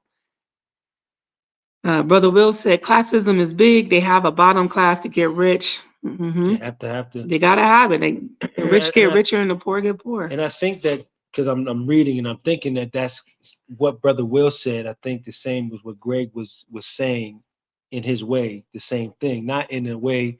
Y'all correct me if I'm wrong, but not in the way that he was advocating for. But he was saying pretty much the same as Brother Will said, is that the wealthy, they acquire that wealth because they understand they got to keep that low class, Hmm. that they have. And so that's the structure. And Brother Greg followed up with this comment by saying a solution, build this, like you're saying, build a particular infrastructure, right? Hmm. That would hopefully, I guess, help with the low income populations. So you're taking in consideration, okay, low income, but they don't have. We can at least make their housing and their living, situation be one that is acceptable, Right. habitable. You know what I'm saying? They don't have to live in slums, even though they may not have the income level as a middle class or upper class, but at least accommodate their living, create a housing where they can live not in slum conditions. Right. You know what I'm saying? Like, that's a food, clothing, and shelter is a human right, man. Hmm. That's a human right. Anyway, Yep. I feel that. Yusuf said 400 a month. I believe that's what one of our subscribers said before, because in Rwanda, the average income was 150 to 200. No, 200 if you're like manager. So maybe 100 to 150 in Rwanda. So we were thinking it was the same in Kenya. And one of the subscribers said, no, Kenyans local, the average, service oriented job, the max would be like 400 a month. Um, Afro Jamaica, Kenya does have a minimum wage. Well, they need to make it higher. They need to make it higher. Cost of living is higher. So why isn't the minimum wage higher? My 2 cents. Minimum wage is a must, but it's like modern day slavery. The foreign entities use our people, definitely, and that's why they come over here because they know they can get cheap They know labor. they can get the cheap labor. They can. Yep, It's not right. it's It's not not right. right. And as America make enemies with Mexico and all these other countries, why do you think they're making friendships with these countries over here? They know they can get cheap labor and they can get resources. Doing Garby TV to pay everyone a minimum wage of the country can change the condition of the people. Definitely. And if it is a minimum wage, they need to just increase it. They just need to increase it. The people will have to demand it. One thing I know about the Kenyans, they're going to demand some rights. They're going to fight for it. Kenyans will fight, They're boy. going to fight for it. Once they They fight. realize that it's something that they can actually fight for, they're going to fight for it. That the spirit of the Kenyans here, they not pushovers. They going to fight for They it. going. They. They're going to fight for their rights. They tired. They sick and tired of being sick and tired. These young Kenyans over here, they just like us. Yeah. What about all the stolen land in South Africa when the leader said he was giving them back to the locals? These other countries issued threats that was to happen. But they didn't, though. The land in South Africa, a lot of the locals came back. They got their land back. If you look in, there's a lot of documentary right now that the slums of South Africa, especially in Johannesburg. I don't mean to look so proud, but it's trailer trash.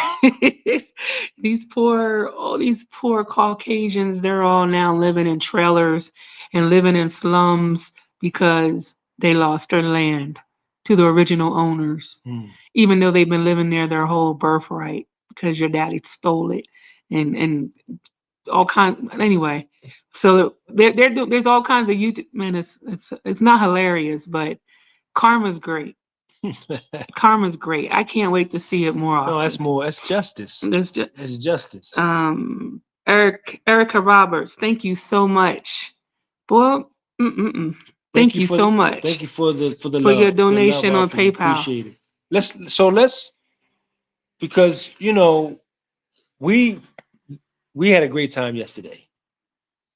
Yes. Okay. Let me change the energy and then you can start. Because I know I kind of brought the gloom and gloom. My nose is all because I'm doing the silent cry inside. My heart, 2020, my heart was broken, man. 2023 tried to kill me. And I'm amazed that you guys, because a lot of, especially the sisters, they seen it. And they y'all keep posting. You look so much happier in Kenya. I'm like, how did y'all know? I didn't even know I was looking tore up in the other videos. I was at a straight attitude they didn't face, say like. that. They didn't say that. Just But you know the sisters can tell. So I am in a happy space and place. I'm excited about the future. I cannot lie. I'm not exaggerating when I say Kenya saved my life, my spirit. Like, man, I love it. I love it. Of course, we want to be nomadic. Our future is to travel. That's what we that was always our goal. That's our final dream. Like, that's what we want out of life is to travel. But all I could say right now, this is definitely going to be base. I feel like it's base. Like Mama's got the straight face. You don't feel like it's. hey, listen. We are global citizens. We make it what we make it. So if we determine and say this is going to be base, it's going to be base until we decide it's not going to be base. But you know, the 196,940,000 square miles total area of land and water. That's for us. There's nothing holding us back, any of us, of being able to go and explore anywhere we want to explore. We're the only one that's holding us back. So home is where you make it. So we Yeah. say Nairobi is it, Nairobi will be it until we say it ain't it no more. Yeah, yeah, Joe said well, you got to visit South Africa. We're coming to South Africa. Our homie is moving to South Africa this summer. We Inshallah, definitely going to yeah. come and visit her Inshallah. and check out the land. But I'm pretty sure because I don't feel like looking at all these Mzungus so much. Over here in Nairobi, I don't see them as much. In Mombasa, right in your face. But Nairobi, black is supreme. So I'm waiting to see how South Africa moves us, because right now Nairobi is the Philly cheesesteak in my life. Nairobi is. So yesterday, the call of action. Shout out to Wakesho Keisho Simmons. Simmons. Kia Wakesho Simmons. She did the thing, and we are so glad and grateful to have been a part of that effort and experience. Yep. And it's I mean, what she is doing is nothing short of being in divine order. I believe that, right? And she here's the thing for me that I learned yesterday from her, that she did it straight from the muscle. No sponsors, right? Mm-hmm. No sponsors.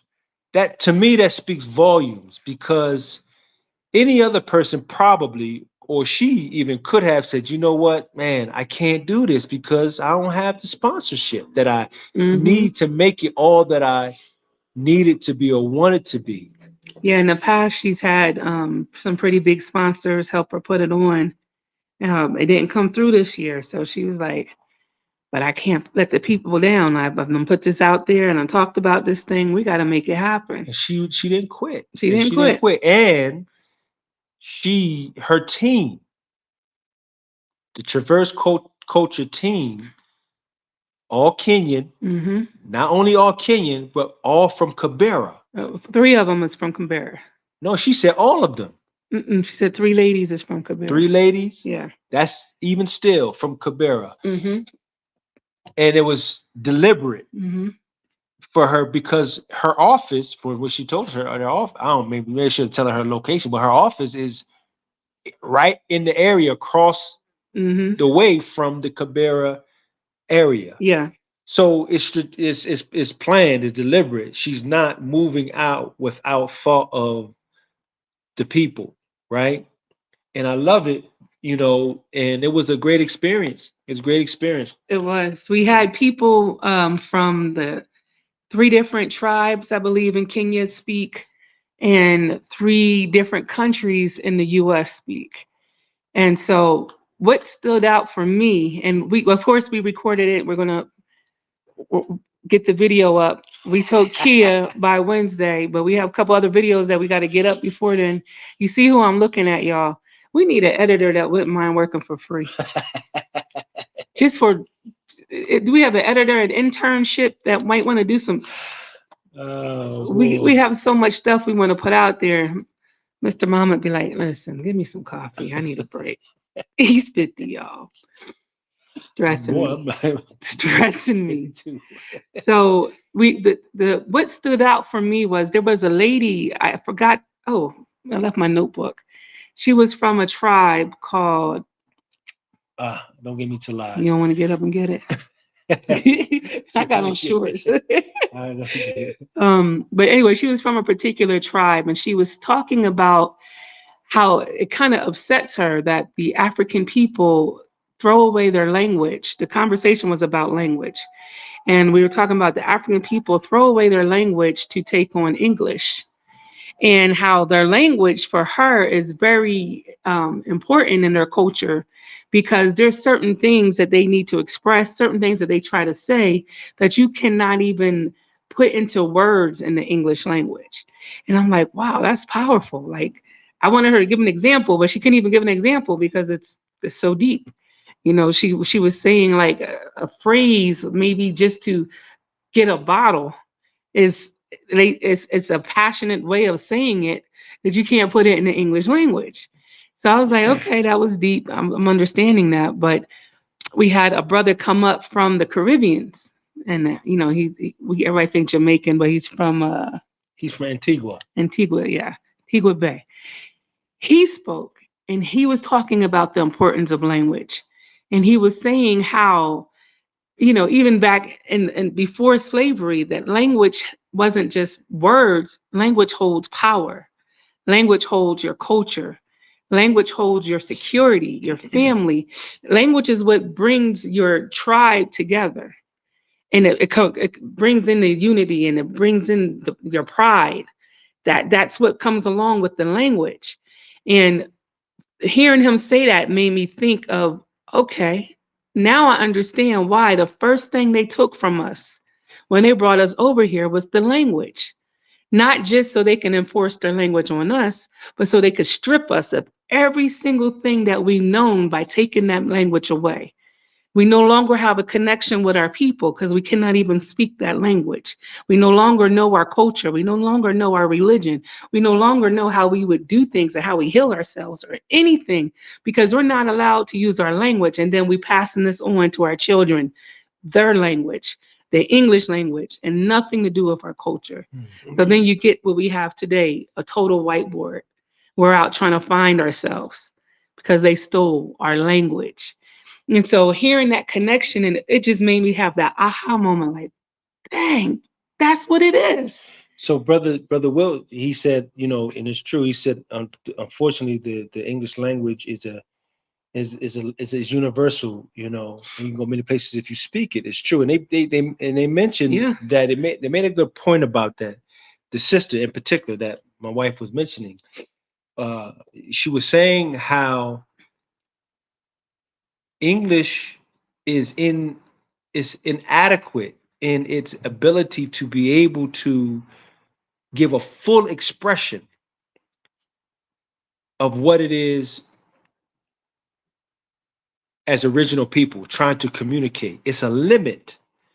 So a lot of the words in English don't transfer over into the native tongue. Mm-hmm. So they can't really, by using the English language, they really can't be as effective in their expression, in their communication as they would or could be in their native tongue. And what it made me think of was we experienced that as well as Black Americans, because even though it may not necessarily be a language, although it was coined as such once upon a time, Ebonics, but it was coined and it took form as a more negative thing. But to me, what it was saying is that what we were doing was we were trying to give a truer expression of what we were thinking, feeling, experiencing, or whatever that the English language, the standard English language, couldn't do. Mm-hmm. It was too limited to be used to express what it is that we were thinking, feeling, or whatever the case may be. The brother from Antigua was saying something similar. He said, the Caribbeans, they have patois. They understood that, okay, I Well, can't but remember, he said they took our language from us. So in the islands, they created a new one. patois. I was like, okay, So that now that's how it came about. that's how it came about. But it was So like a secret at that time because they couldn't let can't let them know what we was talking Mhm. about. So I was like, yeah, and I really, really, I love culture and history, and that really made some things click for me. But you had said something earlier today about your takeaway. I just said it. No, my takeaway was language. Yours was something else. Oh, I don't know. I'll remember. It'll come to me. But the brother Andre, right. This was another Gullah Geechee language, which Yeah. Kia is Gullah Geechee. She's from Charleston, South Carolina, and she was able to chime in with that very, very, very clear understanding that much the same. Like you said, they spoke the Gullah Geechee, Mm-hmm. right? And on that note, which is beautiful, she said that as she's doing a call to action here and bringing Black Americans to Africa, she's also an effort to do the same, bringing a small number of She Kenyans. said 50 I think she Kenyans. said 50 Kenyans to America, South Carolina. to South Carolina, Yeah. Gullah Geechee, So they Gullah could see Island, the if I'm saying culture that there. right. Yeah. Let me know if I'm wrong, but you understand what I'm saying. So they can see a bit of the similarities of something of which they still hold on to, somewhat of what they try to still hold on to, and help with effort to help bridge the gap Mm-hmm. that exists between Black Americans and Africans, specifically in here in Kenya. Yeah. So that's a good point, brother. Thank you. Yeah. So sister the brother said it. Yeah, I think it was Alua. Lua. Was she from Lua or Luthia? I don't think it was the started with a K. Kikuyu, Kamba, I think it's Kikuyu. Kikuyu. I Yeah, I think think it that's was what it that one.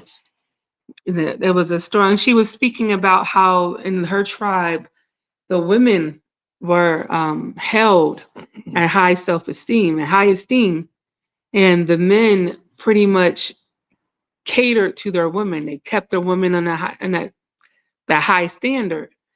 And how it she found it to be offensive when the colonization came and pushed Christianity on them and kind of made the women now become subservient to the man. Mm. And so their culture holds it still to the way that it was, but other cultures have fallen for the indoctrination. What's the word, Mr. Dictionary Indoctrinate. of the colonizers? Um, it was very enlightening. Sister Cheryl said, Brother and Sister Muhammad, you are such a blessing to me. Thank you. You're helping me so much by sharing so much information through your videos. Thank you. Thank you. Oh, interesting. Brother. Sister said, so it's Sister Shay Ping, thank you for joining. We appreciate you joining in. But this is an interesting, I'm learning. Gullah is African and Geechee is American, two different people groups. Oh, so it's blending it So together. it's That's the coming merging. together. That's Okay. okay. Thank you for that. Thank you. Brian said, do you think Kenya would emulate America by offering welfare, America's welfare sisters? I don't think so. I don't think any African country is going to do that. Well, I don't, but you have to, when you really look I at, don't think they should, though. exactly, because when you really look at the wealth, the New Deal, if you will, that was put forth in the actual intent behind it, then you may look at it, it may be seen from a different perspective. Anyway, that's a whole nother topic for another time. So on the surface, it may seem to be as something that may have been of good and help, but it was really kind of an offset. But that's a whole nother topic. Yes. Let's see. In reference to the call of action, Brother Will saying, what was the ask or the plan? So the call of action was The call to action was just that. It was, I'm just my take on it. And my takeaway and my understanding is just that the operative word being action, right? Making move in the way of bridging the gap that exists. First, identifying the fact that there is a gap. This is what I love about this whole effort and the approach to it, because the idea and the intent was to let's not put the differences and sweep them under the rug. Clearly, there are differences. There are differences between Black Americans and Africans. But that doesn't have to be a bad thing. It's just the fact that we have been far removed from our traditional ways, our original cultures, if you will, with whatever tribe that we may have come from. And no one's at fault for that, right? But if we're trying to come together, you have to identify, acknowledge, and recognize that there are differences. here's one. And this is something they demonstrated yesterday. And I'm only going to talk about it because I have my American eyes going on. There was a midwife that was there, and she's been a midwife. Her mom's a midwife, and her mother's a midwife. It's something that they have learned from generations to generations. Man, this is deep, Brother Greg. Go ahead, I'm listening. And then they brought a woman up that was 7 months pregnant, and the baby was still in the breech position. And literally, they fixed the chairs and they wanted the lady to lay down. And this midwife was going to move the baby, rotate the baby so she's in the proper position. Well, for us, and I'm untrained as a midwife, but I have seen 7 births, but I've studied a lot about the birthing process. I'm a mom. And I know at 7 months, the baby isn't, in my mind, the baby isn't ready to be turned around yet. That's something you worry about a little later on in the 8th month, maybe the 36th week, I believe, mark. But for here, the lady was turning this baby at 7 months. And she literally laid the lady down on a chair and she rotated the baby. So my eyes is like, oh my God, she can disrupt the baby. She can disrupt the placenta. What if she causing this lady Pam? There's all these things is going on through my mind. I'm like, oh my gosh, you shouldn't. I am really being tortured mentally. Like this cannot be good. And not only did she chant, she moved that baby over so that the baby's head is now in the proper position. She had this lady stand up. She had her doing exercises, and I'm like, what? No way should she be moving around like that. That cannot be good. My whole thought is like, oh my God, that cannot be good. This is not good. That's not what you should do. I've seen the lady afterwards. She was She dancing was, to the music. man, she was. So here's the that was a. I mean, that was incredible. I mean, that was really a beautiful thing to observe and to witness. As it was taking place, I was communicating with one of the team members, and this is what she said to me.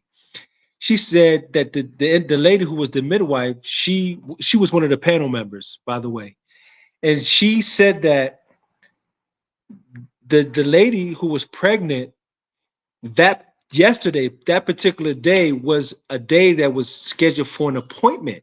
Oh, okay, okay. So instead of, and this was like, I guess this was like, I don't know at what point it happened, but it was thinking on their feet. They said, well, don't miss the appointment. Bring her. Let and do what you would do at the appointment before everyone that they can experience and witness it. I said, man, that's really great. And That I'm was sitting really there great. stressed, like, okay, they gonna bust this placenta, this poor baby. What can I do to her?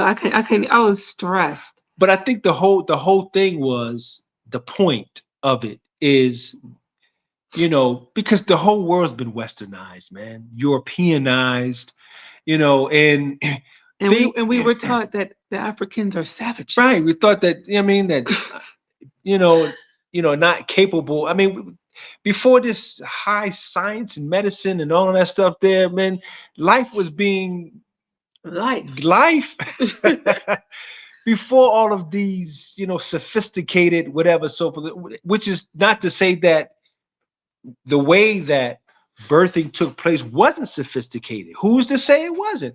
To me, what I saw yesterday, sophisticated.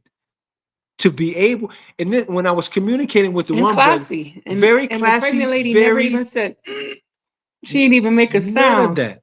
I said the thing about it, this is the beauty of it all, not necessarily or altogether, or not just the technique or whatever she was doing, but something that you could not get that she as a midwife would give and a pregnant person would receive is sincere, genuine love and care and concern for the well-being of the baby and the mother who is giving birth to the baby.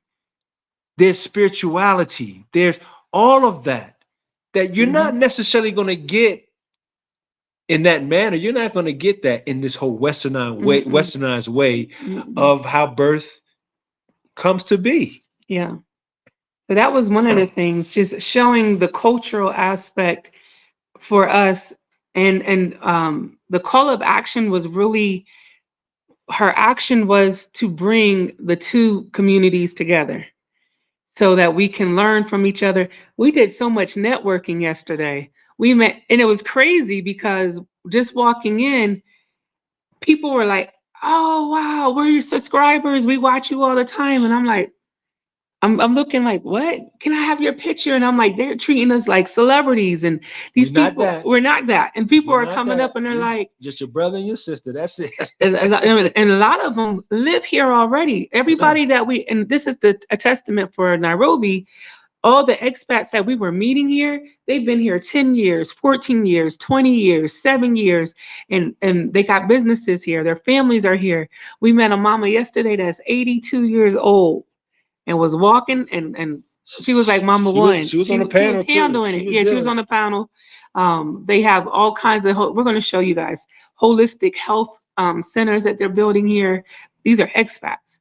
The brother that the Caribbean guy, he does a agribusiness where he actually teaches a lot of the farmers how to I forgot what type of farming that he does. I don't know if the brother wants to say it because he did it for their yard, um, our peoples.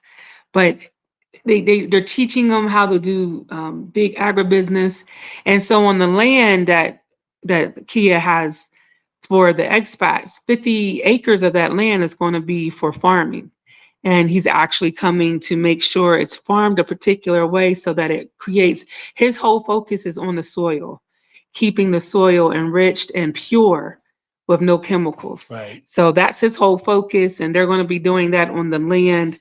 We didn't do the ground cutting ceremony that she had mentioned. We didn't go to the land. She has Well, that taken wasn't for other, yesterday. The but land, that when she was talking about it online, she said they were doing it. It was like a 2-day function. right, but that wasn't for yesterday. Okay, Yeah, well, I know she has taken people yeah, this week to see the land. right. That was for that. We should have reached out a little earlier. We probably could have went over there and see it, but we'll be back. But she, yeah, so that's pretty much what it was. We met, uh, how he has a Garvey, uh, So, like, I like we what Brother Greg said. doing Garvey TV. We met him Yeah, there. Brother Siddiqui, that's my brother. Yeah, and what's the other guy Smooth brother. I name? love that brother. The other brother that's here with the little afro. Brother Yehuda. Yeah, but what's his name on here? I'm not sure. I'm I not sure can't what is. remember his name on here, but yeah, brother Yehuda. We met But the quarter, I think that the yesterday was just one step, right, mhm, to moving forward. Just one step of many other steps that's to take place. The idea of it again was to bridge that gap. And I like what Brother Greg is saying, call to action similar to uh, something as the March on, more like the Million Man March. I wouldn't say much as the March on Washington, but more like mhm, maybe like a Million Man March or something like that, to put a certain level of responsibility on each of us to be able to bring into reality what we envision, what we desire, right? And even at yesterday, as they opened the event, and it was stated that far too often, we discuss and we talk about what we already know, and we have to get beyond mhm. just talking about it. We have to put action into play, right? So my call is that for those of us who have any level of expertise, any skill set, anything that they feel that could aid and assist, to reach out to the sister. All hands on deck. Yeah. We gotta, everybody gotta put their hand on the plow and be able to make this a reality. We can't just sit back and just allow for one person or two people or three people. No, wherever this is a great opportunity. This is 164 acres of land. And hectares is what, 2.5 acre. So 164 acres of land, and put that in the term of hectares because that's what they go by. That's major. This is a major That's a thing. whole town. And to know that this sister, you know, just talking with her, right? And you'll never know it. And even when she was telling it, she wasn't complaining. But to look at her, to listen to her, you'll never know the struggles and the challenges that she's had to make and trying to make this a reality and make it to what it is hopefully to be. So we got to get behind this system, man. Yeah. We have to, whatever, however, even if it's just by sharing it, word of mouth. Hey, have y'all checked out this sister doing things in Kenya or whatever, so on and so on? If you know someone who's in political office, or Hmm. whatever it is that you can do, reach out to the sister and just avail yourself, however you can. And Right. if you can't reach out, on your whatever you can do on your own platform. Yeah. And for a lot of, listen, what we've learned being on this, being in the continent, this continent, is we really, really, really have to build together.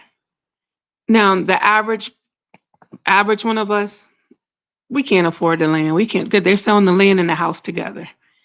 We can't buy it. But that don't mean you can't. There's a lot of you out there that can.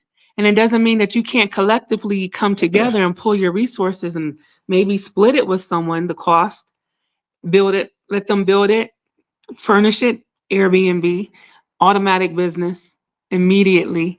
Everybody's going to come there. The waterfall is an attraction in itself, but the first community that's African American based, oh, they're coming. They want to see it. So it could be a great business opportunity for those that want to invest into the country.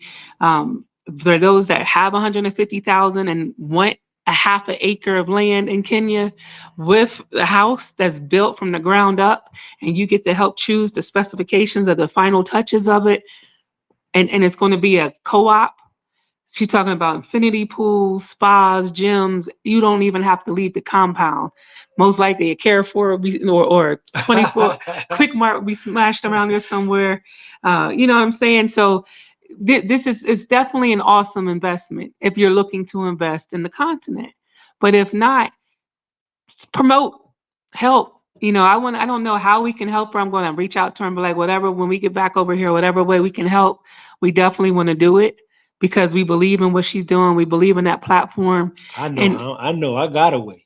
yeah, well, and her goal for next year is to bring 3,000 people over here as tourists to see the amazing Nairobi. So, well, she's helping the community. She's bringing, it's not just anybody. She's bringing us, Black Americans. You need to come see Nairobi because this is an option. It's a great option. And watch this. Here's the thing. I'm telling you, watch. Did he Inshallah, go like that? God willing, if this becomes what is envisioned to become, I guarantee I can almost put my life on it. Watch how other countries will begin now to really reach out and want to bring us back in a way that not just as a foreigner, but identifying us for who and what we are. Yeah. This is why I say what this sister is embarking on is major, man. This is a big thing. Yeah. And it's above her pay grade. She's a vessel being used in this Yeah. manner. And she's meeting with the upper hand. She's meeting with the She is. politicians. She's She meeting is. with the political parties and battling these visa situations, these citizenship situations. She's going after all of that. On our behalf, though. On our behalf. On and our behalf. by herself. So I want to be a part of that. I'm gonna reach out to her. It's not about her. It's not because she see the great. Listen, and we would never want to talk bad about where we come from. I love Atlanta, and I'm a Jersey girl. But for those of us that just want something different, that want to flex our options, that want to just give our families a different quality of life, to see something different, to breathe in different air, to just have a different experience, Nairobi, Kenya is an awesome option. And the people here, they ain't paying you no mind. They ain't sweating you. They ain't coming after you. They ain't in your face. They not staring at you. I don't even know where I'm at. I'm like, what? These people you would not even know that you are in another country because Nairobi is mind blowing. Mhm. Mombasa is peace. Two of them together, that's some serious power. I'm in love right now. Kenya has saved my life. Has saved my life for real. I have hope because of Kenya. I didn't even when my mom passed, I couldn't even figure out what is my purpose anymore. Why do I even need to be here? This is how dark my emotions were. Like I couldn't even figure out what am I supposed to do on a daily basis. What is tomorrow for? Now I have a little direction. I have a little, it's not all the way there, but I have a little direction. And a lot of that is from the healing that I've gotten from this country. Greg said the Black retiree Social Security income is about 2,500 a month on the average. So Kenya would be yeah, Kenya would be a great option because even for us, man, we were looking at apartments. This is gonna blow your mind. We were looking at apartments in the average range for a 3-bedroom apartment in this city, and they're nice, unfurnished apartments, pretty decent, in that $500 to $600 range. Mm-hmm. What did I just say? Yeah, it's Mind real. blowing. Mind blowing. In Mombasa, we're finding 2-bedroom apartments that are furnished for about 800 to 8 between 8 and 900. Down here in Nairobi, It's nice. mind blowing. So if you got a 2,500 a month Social Security check, if you got an 1,800 a month, so if you got $1,500 a month Social Security check, and you coming by yourself or just with your husband, you gonna live nice. You get yourself a nice 1-bedroom apartment for about 400. And these are nice. I'm not playing. It's nice. They're nice. They're not ran down. They're not No. built, made weird. They're not. No, these are nice. Mm-hmm. I wouldn't have believed it if I didn't see it. We were out there this week. I've seen it. Mind blowing. Um, my 2 cents. It seems like these countries are not genuinely interested in our return to Africa. Brother Will, I feel like they don't even see us. They don't see us. They see us as foreigners just trying to come into their country. I think when they actually see us as descendants of this continent, maybe they would treat us a little different. They see us as cousins. This is why I say what this sister's doing is going to be very pivotal because at some point we have to stop really we got to get off the sideline and we have to be like we here, man, we Mm-hmm. exist. Like a brother, I'm gonna tell you, a brother at the event, Mm-hmm. he I stood wanted to up talk to him, but I and couldn't he was find him. like he brought it. He was You like, could feel look, passion and pain in he him. was like, he said, I tell you this. He said, because when we come, this was from him, a message to our African brothers and sisters. Like when we come, we know to disrupt things. Yeah. When we come, and we not in a negative sense, but we come and we just that type of people. We come, and when we show up, we show up. So when we get here, it's better that you identify now You need because to know who you're dealing when with. we get here and we get a foothold in and we start making gains, I'm telling you, it's going to be a different. The trajectory is going to change Yeah.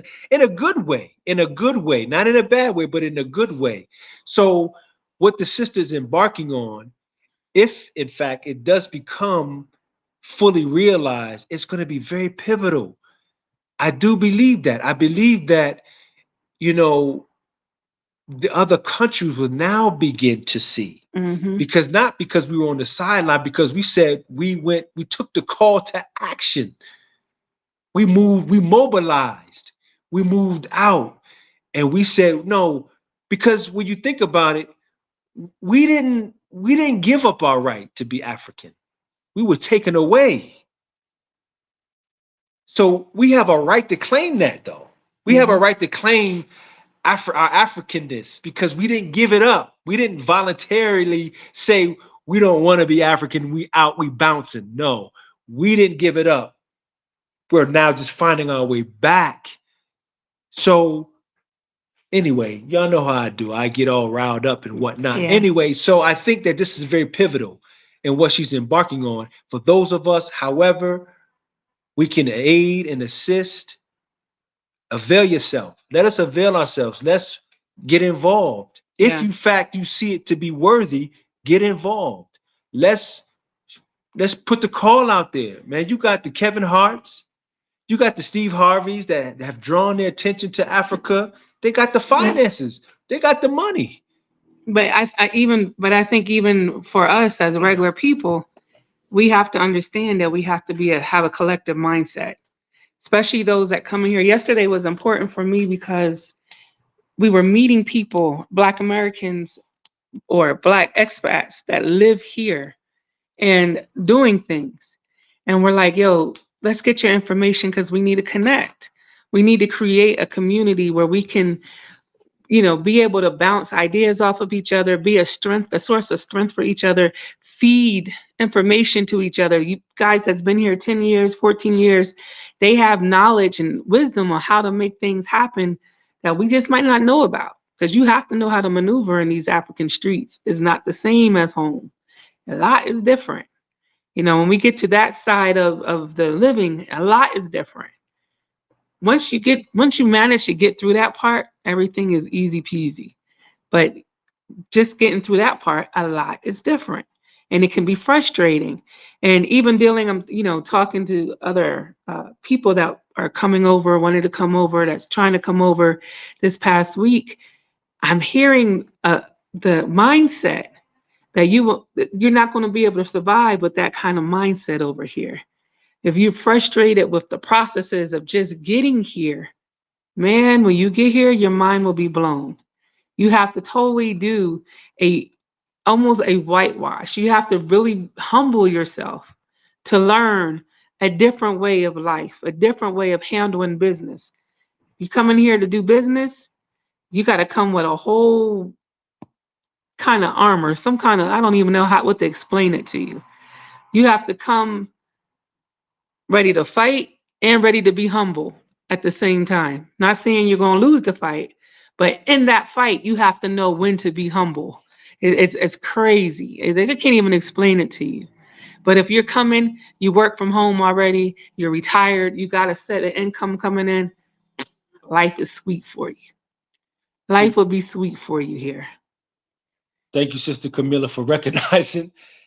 Because you're right, sis. I'm full, sis. I'm really full. And you're right. There's much that I have on my heart, man, that I want to say. It really is. And I thank you for recognizing that, sister. I really do. Uh, Yeah, so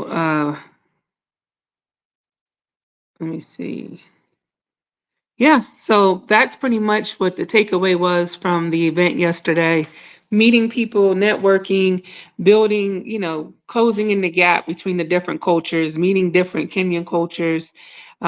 We ate there. We had some pretty decent Kenyan food from the hotel. Um, and so it was just a really good day. It was long. It was a long day. We come on time, so we there from 9 a.m. until it closed after 6. So it was a wonderful day. It was. It really, really was. And so is you have a it, so I'm contact. seeing so is this our No, rendezvous? no. Oh, okay. It's a good comment though. It's a great Yeah, one comment. needs to be mentally fluid. The most important thing is to be open-minded.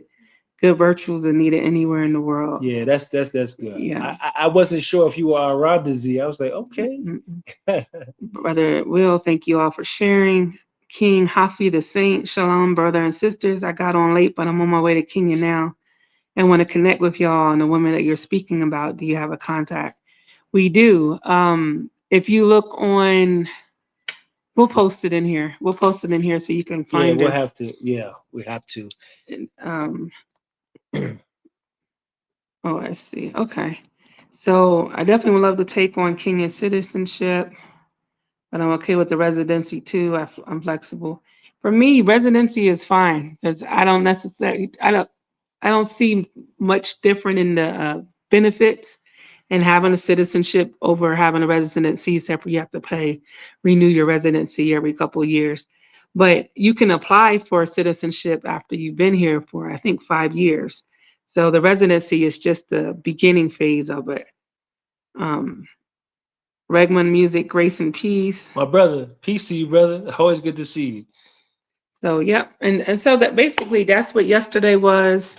Um, shoot, we've been on here 2 hours and Two 10 hours. minutes. We We ain't didn't. trying to bring in the new year with you guys, but 2024, I'm looking forward to seeing the sun a lot more, seeing, smelling the roses a lot more. There's got a lot of changes that's about to happen in our lives. God willing. A lot of changes, hopefully, even for our channel, for our future, things that we're about to embark on and try to do. So I'm excited about 2024. We didn't want to start going to the new year without thanking you guys for all that you have done for us in 2023. Because of you guys, we were able to come here this week, come attend the call of action. Kia did wanted us to mention to the 2 people that sent in those donations for those 10 people to attend that they got it They and they're got it. there. They were there They were because of there because of yeah. your donations. Yes. Those that had sent for us to get here. Aw, Kenganda sent us a happy new year. Blessings, brother. Brother O'Shea. Yeah. Peace to you, brother. But yeah, because of you guys, we were able to go. We were able to get on the train to come over here. You guys have made it happen for us. So we definitely want to thank you guys and just let you guys know that your donations do matter in what we do and how we able to survive on these YouTube streets. Love you too, brother Will. That's my brother, man. I miss you, man. What? I miss you, brother. I be mad because he only be giving you props. On our skating video, he was like, "Go, brother, you got it." Yeah, I'm like, it's a man thing, man. no, not the skating video, the dancing video. I'm like, dancing. I know you seen my big butt up there first. Sister Mimi, thank you so very much. To Patricia, you know, we greatly appreciate you guys and the blessings of a new year. We pray God's peace be with you and your families in the new year. I guess just remember, you know, there are 365 days in the year. We just got to take it one day at a time. Mm-hmm. One day. And we'll one day. And we, you know, we'll make it through by God's grace and mercy. What you looking at? O'Shea. O'Shea. He coming back to Kenya. Come on he back, love brother. Uganda, but watch he want to live in here eventually. We thank you guys very much for riding with us. You know, from day one, we appreciate it, and we're looking forward to continue on. Yep. We're grateful for you, as always, your subscription, for your donations, your contributions, your support, your kind words, your positive words. And we're still doing consultations. I don't know, you guys are on vacation. Nobody hit us up this week on consultations, but we're still doing consultations. We have even more information now. And on top of that, our relocation services will definitely be extending over to Nairobi. We got Mombasa on lock. I have a great partner over there that will help, that's helping me with the relocation services. So we definitely, we're now reaching out over here to Nairobi. We could be more hands-on over here in a few weeks. So you guys interested in the relocation services, let's start off with the consultation. Hit us up on the WhatsApp or the email at dealersrelocationservices@gmail.com. And let's get that in, get that started for you guys. Even if you're trying to move it this summer, don't wait until it's too late. Let's start now. Let's get things started and rolling for you now. So when the summertime comes, we are already situated. Less stress, easier to make things happen. For sure. So, and I always forget, you know, our other social handles. We pretty much just started Facebook as well as Instagram. So, you know, if you like to, they saying don't end it yet. Connect. I got nothing else to talk about. Well, my road is all ashy. You know, unfortunately, these devices and whatnot, they don't. They have to be recharged. They still talking now. Namibia is 1.5 times. They ain't even listening to us. But we thank y'all very much. We appreciate it. Enjoy the rest of your day. You know, have a great week as we enter into the new year. Love your families. Love your families. And thank you, Ella Mode. No, it says somebody requested $5. I guess they're trying to send. Okay. So we'll conclude for now. And again, thank you so very much. And we look forward, God willing, the next time. I don't know. Maybe Wednesday, if not Wednesday. Well, wait a minute. Why not Wednesday? Is that not my birthday? But that's what I'm saying. It's your birthday, so they want to sing happy birthday to me. Okay, so all right, we're on Wednesday, God willing. Y'all better tell them. If he don't give me a mom birthday, y'all, I'm gonna be single. Let me see who's on this Please don't list. say that. All right, family. We're gonna sign out. Thank y'all very much. Peace and blessings.